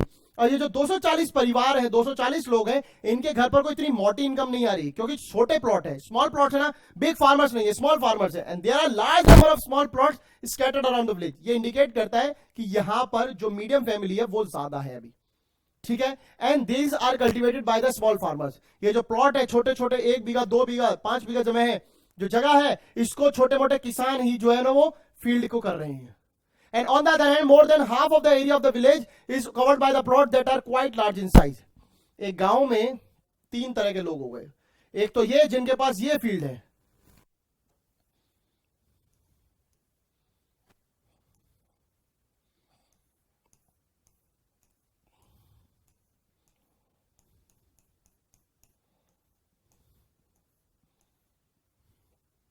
एक ये जो बिग प्लॉट्स हैं, इन पे तो पैसे वाले लोग हैं, एक ये जो स्मॉल और मीडियम फार्मर्स, और एक ये जो दलित जिनको बता रहे हैं, जिनके पास प्लॉट्स ही बहुत कम है। So in Palampur there are 60 families of medium and large farmers who cultivated more than 2 hectares of land. जिनके पास 2 हेक्टेयर तक है वो है 240 फैमिलीज, और जिनके पास 2 हेक्टेयर से ज्यादा है वो है 60 families. So few of the large farmers have extending over 10 hectares or more, तो उनके पास 10 हेक्टेयर से ज्यादा की भी जमीनें हैं, तो वो बड़े आदमी हैं। सो एक कहानी है बच्चों हमारे सामने, ये कहानी आप पढ़ रहे हो गोविंद भैया की, और गोविंद भैया कुछ बता रहे हैं। इस कहानी को पढ़कर आप समझ जाओगे इस कहानी में क्या बताया है। इस कहानी में बेसिकली ये कहता है कि गोविंद है जो किसान है, जिसके पास कितनी जमीन है सॉरी भाई, देखो गला तो बैठता ही है, 2.25 एकड़ जमीन है, और वो क्या है, लार्जली अनइरिगेटेड जो खेती नहीं हुई है, वो अपने 3 बच्चों की मदद से फसल करता है, और अंत में वो बीच में मर जाता है। और हम क्या समझ रहे हैं इस कहानी में कि भाई पहले 4 लोगों के बीच में जमीन है, अब 3 के बीच में जमीन है, फिर भी पार नहीं पड़ रही है, काम नहीं चल रहा है। सो कल्टीवेट करता है 3 सन की मदद से, though they one do not live very comfortably, फिर भी नहीं रहते, but the family manage to feed itself, हालांकि कर लेती है, with a little bit of extra income from 1 buffalo and that family possesses. खेती 2.25 बीघा खेत के अलावा, हेक्टेयर के अलावा उनके पास एक भैंस है, उस भैंस से वो कुछ लेटर एक्स्ट्रा इनकम कमा लेते हैं। कुछ दिन बाद गोविंद भैया मर जाते हैं, और उनकी जो खेती है वो उनके 3 बच्चों में डिवाइड हो जाती है, और अब हर एक बच्चे के पास 0.7 हेक्टेयर आ जाती है। Even with improved irrigation and modern farming method, Govind sir are not able to make a living from their land. सब कुछ उन्हें सुविधाएं मिल रही है, बट वो फिर भी नहीं कर पा रहे। कमेंट सेक्शन में बताना क्यों, हो सकता है अनपढ़ हो। And they have to look for additional work, उनको अलग काम देखना पड़ेगा पूरे साल में, क्योंकि खेती जो है ना वो साल भर उनकी नहीं चल पा रही, उनके पास वो मॉडर्न टेक्निक्स नहीं है, वो पेस्टिसाइड नहीं है, वो सब नहीं है। तो इवन विद, और पैसा भी नहीं है, even with improved irrigation and modern farming method, Govind sir are not able to make a living from their land, they have to look for additional work. वाह भाई साहब क्या बात है, गजब, डीटीपी इतना प्यार करते हैं हमसे, हमें पता ही नहीं था। बच्चों यहीं तक है, ये बस ये रिपीटेड है। इन्होंने क्या सोचा कि हम 2-2 बार आपको पढ़कर बताएं, मोहब्बत ही ऐसी करते हैं। डीटीपी है, क्या करें भाई साहब, डबल लाइन पढ़ा रहे हैं हमें, देख लो, मतलब कि हमें यही समझ रहे, कहानी बच्चों को ऐसी लग रही होगी पता नहीं क्या बता दिया सर ने। सो हमें एक बात समझ में आ गई कि किसानों के बेटा होने के बावजूद इनका गुजारा नहीं है, फादर नहीं रहे, जमीन थोड़ी सी बढ़कर आई, पहले 4 हिस्से अब 3 हिस्से, बट उसके बाद भी गुजारा नहीं है। सो एक क्वेश्चन पूछते हैं आपसे, why do so many families of farmers cultivate such small plots of land. हमने अभी पीछे पढ़कर आए हैं कि किसान जो थे, मीडियम एंड स्मॉल फार्मर्स, वो कई सारे मल्टीपल लैंड्स को कर रहे थे। रीजन क्या था भाई? एक तो रीजन है कि अपने पास इतनी इनकम नहीं है, हमें दूसरे का काम करना पड़ रहा है। सेकंड थिंग इज बड़े घर नहीं है, मॉडर्न टेक्निक्स नहीं है, हम उतने पैसे वाले ही नहीं है, तो इसलिए ऑब्वियसली कम है उनके पास। So who will provide the labour? एक क्वेश्चन समझ लो, हेडिंग समझ लो। अब क्योंकि हम पढ़ते जा रहे हैं वो 4 फैक्टर, हमने जमीन का पढ़ लिया, अब हम लैंड के बाद लेबर पे आ गए हैं। तो लैंड के बाद जो फैक्टर था जमीन का, हमने देख लिया कि कैसे जमीन से हम क्या कर सकते हैं, कैसे हम मल्टीपल क्रॉपिंग कर सकते हैं, तो लैंड का क्या फायदा उठा सकते हैं। Now the question is labour about कि who will provide the labour? Labour आता कहां से? So after land, labour is the next necessary factor for production and farming requires a great deal of hard work. Farmer को, किसान को, जो आपने देखा कितनी मेहनत करते हैं बेचारे, खेत में पूरा दिन खड़े रहना, रात भर खड़े रहना, हमारी तरह नहीं बैठ के ऑफिस में एसी की हवा खा रहे हैं। तो किसानों का ऐसा होता है। And small farmers along with their families cultivate their own field. किसानों के पास, क्योंकि हमारा क्वेश्चन यही है, हु विल प्रोवाइड लेबर। अब जिन किसानों की जमीन छोटी है, परिवार ठीक ठाक है, तो वो तो अपनी खेती खुद कर लेते हैं। जो किसानों के पास जमीन बड़ी है और लोग वहां कम है, क्योंकि होता ही है पैसे वाले लोगों घर में लोग कम होते हैं, गरीब लोग मीडियम फैमिली में मिलजुल कर रहते तो ज्यादा भीड़ होती है ना, ऐसा ही है। मतलब मान के चलो बड़े में भी होता हुआ ऐसा, बट ठीक है हम एग्जांपल ले रहे हैं।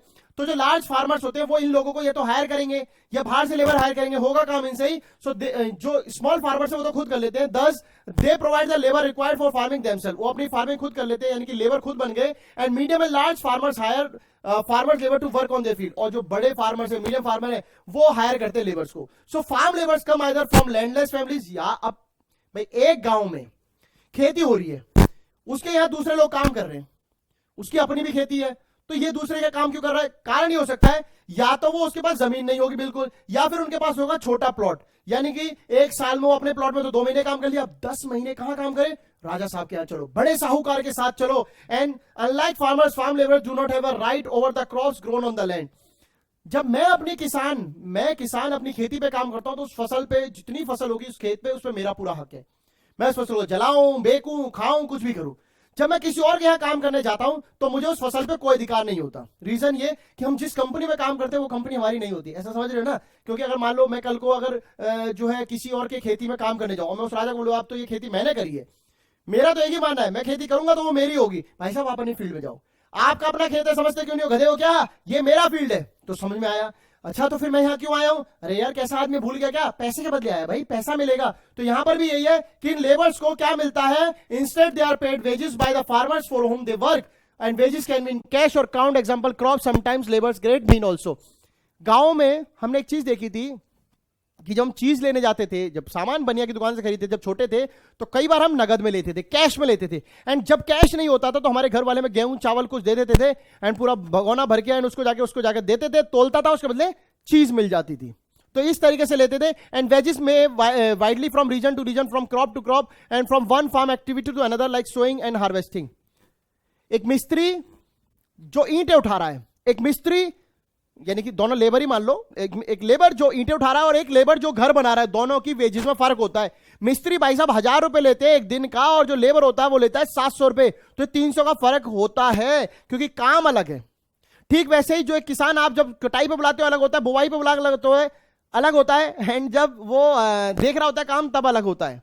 Next is there is also wide variation in the duration of employment, और एम्प्लॉयमेंट में भी वेरिएशन होता है भाई। एक इंसान जिसको कटाई में आना तो वो फटाफट आएगा, कटा के चला जाएगा, बुवाई वाले को समय लगता है। एंड अ फार्म लेबर में might be employed on a daily basis for one particular farm activity like harvesting और फॉर द होल ईयर। अब आपको जब किसान लोगों का जब पॉलिसी देखोगे तो उनका ऐसे ही कुछ होता है, या तो वो कुछ दिन के लिए काम पे होते हैं, दिहाड़ी पे होते हैं, रेगुलर होते हैं कि भाई साल भर यही देना है। साल भर इन द सेंस कुछ लोग अपने खेतों को दूसरों को दे देते हैं किराए पे, उसके बाद पैसा लेते हैं, उसमें जो वो कमाएगा फिर वो उसका है। So next is Dala is a landless farm laborer who works on a daily wages in Palampur. This means he must regularly look for work. एक आदमी है दाला, एक दाला आदमी है, वो एक बिना जमीन वाला किसान, एक बिना जमीन वाला लेबर है, जो हर साल जो है अपना काम ढूंढता है। क्यों ढूंढता है? कि उसमें लैंड नहीं है और वो पालमपुर में रहता है, और जो रोज काम करता है, रोज मतलब जैसे आपने दिल्ली में अगर कोई इंसान वेस्ट दिल्ली की तरफ रहता हो या दिल्ली में, पता नहीं, मुझे ऐसा पता नहीं है, वेस्ट दिल्ली में तो मुझे पता है रोडों पे मिस्त्री बैठे रहते हैं लाइन से, वो रोज आते हैं, रोज कमाते हैं, रोज फिर बैठते हैं, रोज आते हैं, तो इनको पूरे साल काम देखना पड़ता है। एंड डाला भी उनकी तरह ही है। एंड कहानी क्या थी, सरकार ने बोला था कि फार्मर्स को जो तनख्वाह मिलेगी 300 रुपया पर डे मिलेगा, पर इसको मिल रहा कितना, 160। तो इसका मतलब कम मिल रहा है। ये कम में गुजारा क्यों कर रहा है, ये मुश्किल यही लूटपाट है कि there is a heavy competition for work among the farm labourers. उसने बोला 160 दूंगा, काम करना है कर वरना निकल, दूसरा आ रहा है भाई 160 में, तो बंदा काम करता है, bargaining. And so people agree to work for lower village, इसलिए लोग काम करते हैं। So Dala complains about his situation to Ramkali who is another farm labourer. तो दाला भाई साहब रामकली से बोले, जी जी हमारे यहां एक समस्या है, और समस्या जी है कि जो 300 रुपया है उसके बदले हमको मिलता है 160, करें क्या। अब रामकली भी क्या करेगी, वो भी उसी सिचुएशन हो गए, भैया कर लो काम जैसे कर रहे। तो नेक्स्ट क्या है, both Dala and Ramkali are among the poorest people in the village. ये दोनों ही गरीब है। अब गरीबों का सहारा भैया कुछ नहीं है, उनको मरना ही पड़ता है, उन बेचारे क्या करेंगे, ऐसे ही काम करेंगे। तो next is why are farm labours like Dala and Ramkali poor, क्यों है, बिकॉज अगर आप देखोगे तो ये जो क्वेश्चन है इसका आंसर सीधी बात ये है कि उनके पास जमीन नहीं है। उनके पास जमीन ना होने के कारण उनको जो कम रेट पे काम करना पड़ रहा है। Second thing is tough competition है काम का, आप नहीं करोगे कोई और करेगा, तो ये आंसर है। Next is Gosaipur and Majuli are the two villages north Bihar, and इस बिहार में लगभग 850 लोग रहते हैं, और उनसे 250 आदमी औरत जो है वो क्या है, पंजाब हरियाणा में काम करते हैं, दिल्ली में काम करते हैं, मुंबई में काम करते हैं, अर्थात एक गांव के कुछ लोग बाहर जाके काम कर रहे हैं।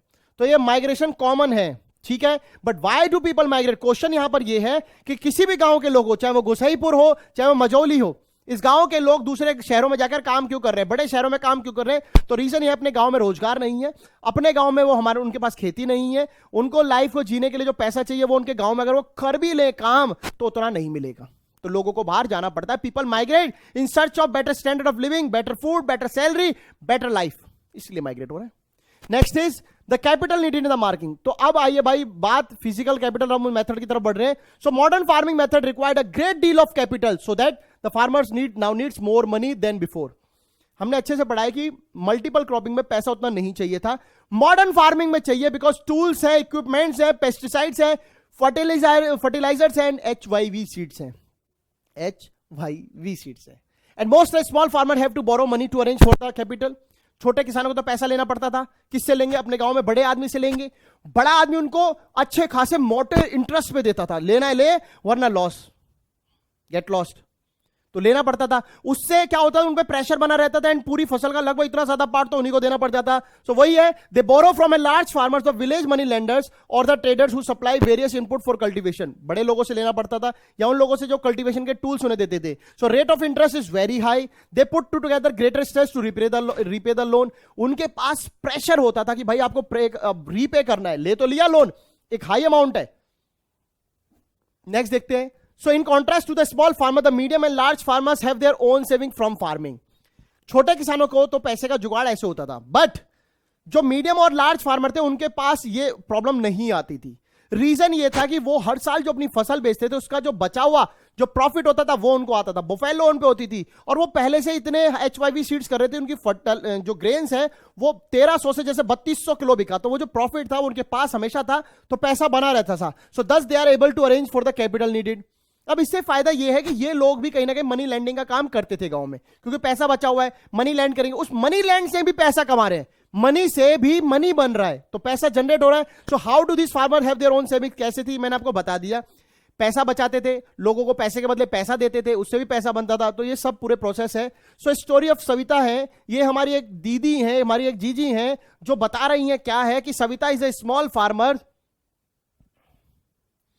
to cultivate wheat on 1 hectare of land. Besides seeds, fertilizer and pesticides, she needs cash to buy water and repair her farm instrument. तो बात यह है कि ये किसान है, गरीब किसान है, जिनको बहुत सारी चीजें चाहिए फसल करने के लिए, यानी कि इनिशियल अमाउंट ही बहुत ज्यादा लगेगा इन्हें, क्योंकि गरीब है, तो इनको चाहिए इनिशियल अमाउंट कितना, 3000, जो कि इनके पास नहीं है। So she does not have the money, so she decides to borrow from Tejpal Singh. एक गांव के जमींदार, एक पैसे वाले आदमी तेजपाल काका, और ये काका इनको लूटने की कोशिश करेंगे, यानी कि इनके पैसे से पैसा कमाएंगे। सो वो large farmer and he agrees to give Savita the loan at an interest of 24%। Tejpal भाई साहब कहते हैं सविता जी आ गई, अरे बेटी आओ हम तुमको लोन देंगे। सविता खुश, अरे भाई साहब मदद क्यों कर रहा है, 24% पे देंगे। सविता दुखी, 24% तो बहुत ज्यादा हो गया। बोला अभी यही नहीं, एक शर्त और है, जब मेरी कटाई होगी तो उसमें 100 रुपए प्रतिदिन के हिसाब से काम भी करना पड़ेगा। अब सविता गरीब थी, क्या ना करती बेचारी, 24% पे लोन भी लिया और साथ में 100 रुपए प्रतिदिन के हिसाब से काम भी किया, चारा भी तो नहीं था, ज्यादा बार्गेनिंग करती वो लोन नहीं देता, तो इसलिए क्या बोला, which is a very high interest rate, 4 महीने के लिए दिया जो कि बहुत हाई इंटरेस्ट रेट था, and promise to work on his field as a farm labourer during the harvest season at 100 rupees per day. So आप देख सकते हो कि वेज कम है पर सविता को काम करना पड़ेगा, बिकॉज गरीबों को जल्दी लोन नहीं मिलता, बहुत सारे पेपर मॉर्टगेज के लिए रखने पड़ते हैं, and the work as a farm labour for Tejpal Singh, the harvest time is a very busy time. As a mother of 3 children, she has a lot of household responsibility, and she agrees to these tough conditions as she knows getting a loan is very difficult. समझ रहे हो, for a small farmer. तो हमने यही देखा कि भाई गरीब के लिए जो है लोन लेना बहुत मुश्किल है. गांव में आपने देखा होगा कि गरीब जो है आसपास से ही लोन ले लेता है कि बैंक के पास जाएगा, डॉक्यूमेंट होंगे, पढ़ा लिखा इतना होता नहीं है और उसको इतनी जानकारी भी नहीं होती है, तो वो फिर अपने आसपास से ले लेता है और हो जाता है बर्बाद. इसलिए ऐसी ही कुछ कहानी है. Now next is sale of surplus farm products. अब क्योंकि हमारा पहला क्वेश्चन ये था, how do these farmers have their own saving, कैसे करते हैं, तो सरप्लस से करते हैं. So let us suppose the farmers have produced wheat and, बताते भी नहीं हो, देखो आप लोग फिर से ब्लैक चल रहा है, बताया करो भाई. Now let us suppose that the farmers have produced wheat on their lands using 3 factor of production. हमने क्वेश्चन देखा पीछे कि कैसे उनकी बचत होती है, तो बचत होती है वो 3 फैक्टर को यूज करता है. So the wheat is harvested and production is complete. मान लो गेहूं उगाया है, प्रोडक्शन सब हो गया, ठीक है. What do the farmer do with the wheat, अब क्या करेगा, व्हीट को लेगा सेल करने जाएगा. So they retain a part of the wheat for the family and sell the surplus wheat. हम देखना चाह रहे हैं कि मुनाफा कैसे हो रहा है, उस किसान को कैसे बचत हो रही है. तो उसने गेहूं उगाए, जितना खाना था रखना था अपने लिए रखा, बाकी बेच दिया. बेचने के बाद small farmers like Savita and Govind son have little surplus wheat because their total production is small and from their substantial share is kept for their own family needs. But वहीं ये लार्ज और मीडियम फार्मर्स ने तो पैसा ऐसे कमाया कि surplus बेच दिया, पर उन गरीबों का क्या, गोविंद और बाकी सविता जैसे लोगों का क्या, जिन पे खाने के लिए उतनी जमीन ही बहुत कम थी, वो तो ऑलरेडी दूसरों के यहां काम कर रहे थे, उनसे अपनी जमीनों से पार नहीं पड़ रही थी, तो उनके लिए यह था कि भैया उनके पास बेचने के लिए कुछ था ही नहीं. तो ये है तेजपाल भैया. ये खुश क्यों है, क्योंकि इन्होंने गरीबों को हाई इंटरेस्ट पे लोन दिया है. तेजपाल भैया है, गेहूं की पूरी बोरी लेके जा रहे हैं बुलक्स पे और मार्केट में जाके बेचते हैं, और क्या कमाते हैं, सेविंग्स कर लेते हैं, उसको बैंक में डाल देते हैं. सो it is the medium and large farmer who supply wheat to the market. ये किसान जैसे ही बेच सकते हैं. The traders at the market buy the wheat and sell it to further shopkeepers in towns and cities. ये इंसान जो खरीद कर फिर शहर में बेच रहा है, देखो. And Tejpal Singh, the large farmer, has a surplus of 350 quintals of wheat from all his lands. इस भाई साहब को 350 क्विंटल जो है वो सरप्लस हुआ है. उगाया तो कितना है, सरप्लस भी देखो कितना हुआ है. So he sells the surplus wheat at the Raiganj market and has a good earning. मैंने आपको बताया था एक बेटर गांव, एक विकसित गांव, बड़ा गांव है उनके पास, रायगंज. तेजपाल भैया आते हैं रायगंज में, ये रायगंज की मार्केट है, यहां उन्होंने बेचा है.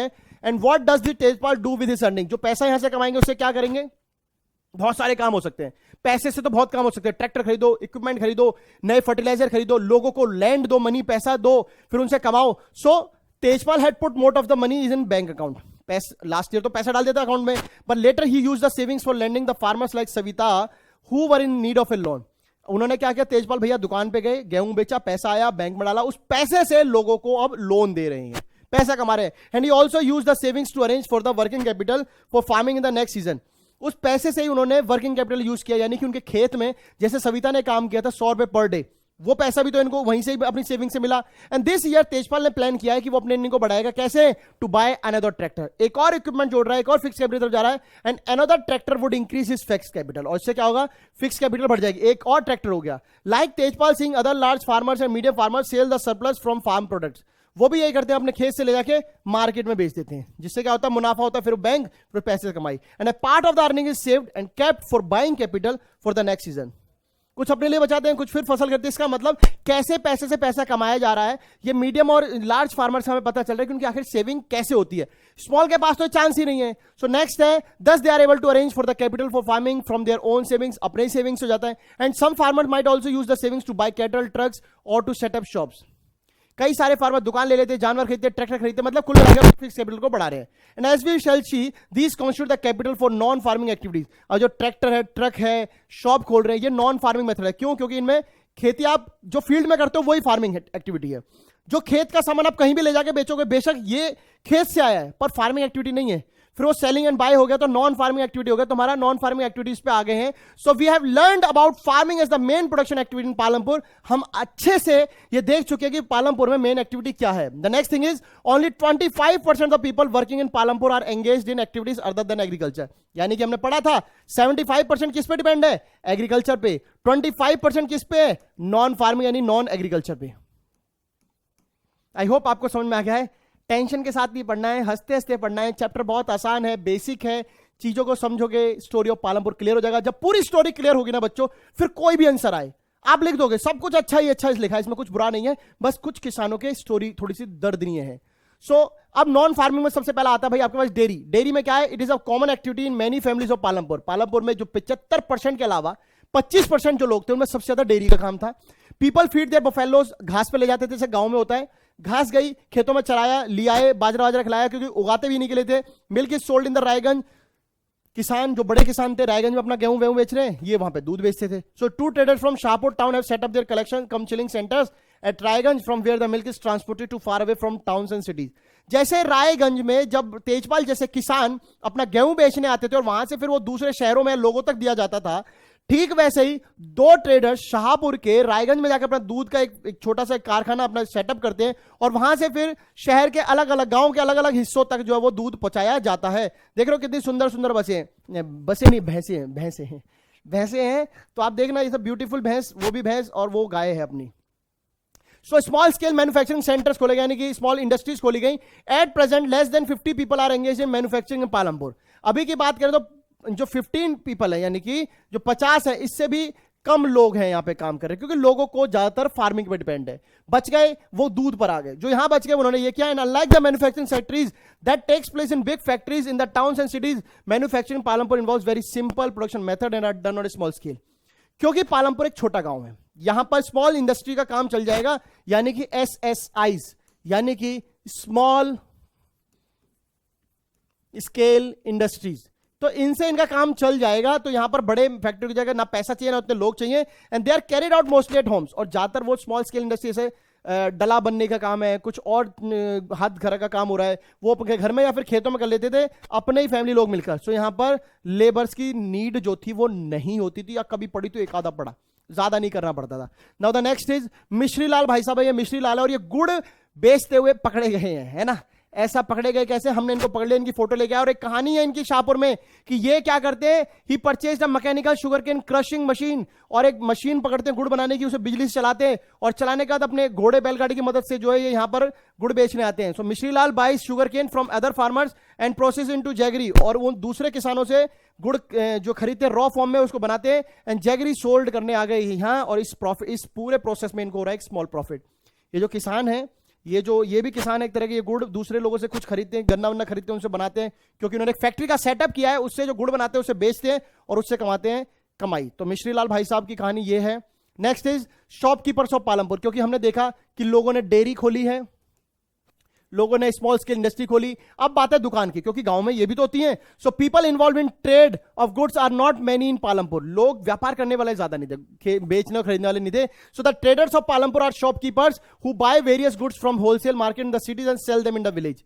गांव में आपने देखा होगा, जब भी जाओगे एक बनिया होता है जो उतना ही लिमिटेड अमाउंट ऑफ चीजें लेके आता है जितना आपके गांव में उस समय मौजूद है पे सप्लाई कर ले, और फिर 2 दिन 3 दिन में फिर जाता खरीदता है. तो मेन काम यह है कि भाई गांव बड़े बड़े शहरों से लाओ, रेट को यहां पे लाके थोड़ा चेंज करो, बेचो, मुनाफा कमाओ. So in small general store in village selling a wide range of item. बहुत सारे आइटम मिलते हैं जैसे कि आपके रोजमर्रा जिंदगी, चीनी चावल तेल दूध दही ये सब मिल जाता है. ठीक है.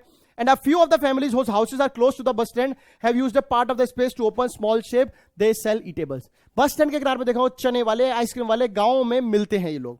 चाउमीन वाला, गोलगप्पे वाला ये होते हैं. तो ये वहां ओपन स्पेस का इस्तेमाल करके ये सब वहां बेच लेते हैं, जिससे ये मुनाफा कमाते हैं. मुनाफा कैसे, कि जो लोग आने जाने वाले लोग हैं बस स्टैंड से, वो वहां खरीदेंगे, जब तक वेट करेंगे, चना वना खाएंगे, ऐसा अपना देखेंगे, है ना. तो नेक्स्ट इज करीम भैया है. ये करीम भैया है, ये खुश क्यों है, इनकी खुशी के पीछे कारण एक वजह है.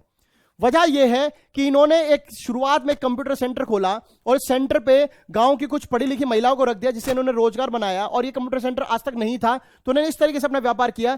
सो Karim has opened a computer class centre in the village. गांव में एक विलेज खोला है कंप्यूटर का, और रिसेंट ईयर में कई सारे स्टूडेंट वहां पे आ गए. करीम ने देखा कि जो नंबर ऑफ स्टूडेंट्स हैं वो यहां पर कंप्यूटर क्लास करने के लिए ज्यादा आ रहे हैं. सो वहां पर कुछ वुमेन थी, यानी 2 women in the village who had degree in computer application. 2 महिलाएं थी जिनके पास कंप्यूटर में डिग्री थी, तो उनका इस्तेमाल इन्होंने करना था, उनको कर लिया इन्होंने hire. He decided to employ them and he bought computers and set up classes in the front room of their house overlooking the market. और उनके घर के पहले कमरे में जो मार्केट की तरफ था, ताकि लोग जब मार्केट से गुजरे हैं तो उनको वो कंप्यूटर क्लास दिखे, और वो पढ़ी लिखी 2 महिलाएं रख ली जिससे कि वो लोगों को समझा सके। तो इस तरीके से व्यापार किया and high school students have started attending them in good numbers. और इस तरीके से बच्चों को उन्होंने कंप्यूटर की क्लासेस प्रोवाइड की, तो इससे मुनाफा हो रहा है। ये भी एक बिजनेस करने का तरीका है, स्मॉल बिजनेस है, पर करीम भैया ने किया है तो अच्छा लग रहा है। तो नेक्स्ट इज ट्रांसपोर्ट। जैसे डेयरी थी, स्मॉल स्केल इंडस्ट्री थी, ओपन एरिया में बेच रहे थे, अब ट्रांसपोर्ट है। So there are variety of vehicles on the road connecting Palampur to Raiganj. क्योंकि हमने पढ़ा है पालमपुर से कई जो कनेक्टिविटी है वो अच्छी जाती है, रायगंज भी उनमें से है, शाहपुर भी उनमें से है। सो यहां बहुत सारी चलती थी। क्या चलती थी? रिक्शा वाला, तांगा वाला, jeep, tractor, truck driver, people driving the traditional bullock cart यानी बैलगाड़ी, अपनी बोगी, ये सब यहां पे ट्रांसपोर्ट सर्विसेज है, ठीक है। And they ferry people and goods from one place to another and in return they get paid for it.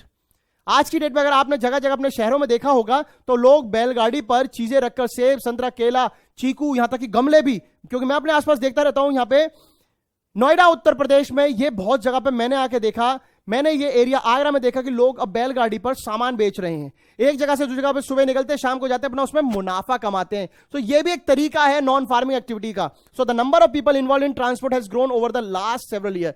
जब लोगों ने देखा मुनाफा हो रहा है, क्योंकि बैलगाड़ी, बैल सबके पास है, एक बैलगाड़ी भी सबके पास है, तो इससे लोगों ने फायदा उठाया। अब ये व्यापार जो बढ़ रहा है, ट्रांसपोर्ट का व्यापार बढ़ रहा है। नेक्स्ट देख लेते हैं। So the story of Kishore milkman.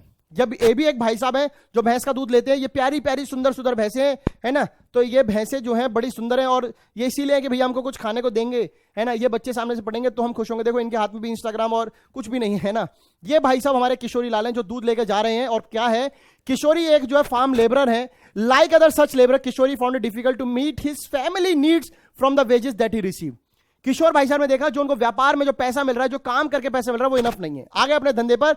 So Kishori took a loan from the bank, loan लिया and this was under government programme के अंदर लिया, जिसके अंतर्गत, यानी कि जो गवर्नमेंट स्कीम के अंतर्गत उन्होंने जो लोन लिया, अंतर्गत उनको सस्ती रेट पर लोन मिल गया। उस लोन से क्या किया, he bought a buffalo with his money, now he sells the buffalo milk। भैंस खरीदी, दूध बेचो, and he attached a wooden cart, buffalo के पीछे बैलगाड़ी बनाई, use it to transport, एक जगह से दूसरी जगह गए, ठीक बैलगाड़ी में से अपना दूध रखते हैं दूधिया वाले। once a week he goes to the river Ganga to bring back clay for the potter, मिट्टी लाते थे। और sometime he goes to Shahpur with lot of jaggery, गुड़ बेचा, मिट्टी बेची, दूध बेचा, and every month he gets some work in transport, और कुछ ना कुछ काम मिलता रहता था ट्रांसपोर्ट का।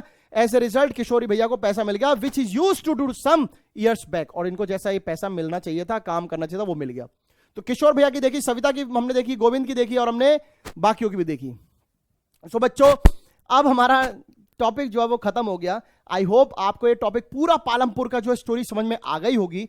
और अब इस स्टोरी के बाद हम अपने क्वेश्चंस प्रैक्टिस करेंगे। बेसिकली मैं आपको बताऊं, इस चैप्टर से क्वेश्चन जो है स्मॉल क्वेश्चन या फिर इजी क्वेश्चन बनना कोई बड़ी बात नहीं है। टफ क्वेश्चंस तो मैं मानता ही नहीं कि इस चैप्टर में होंगे भी।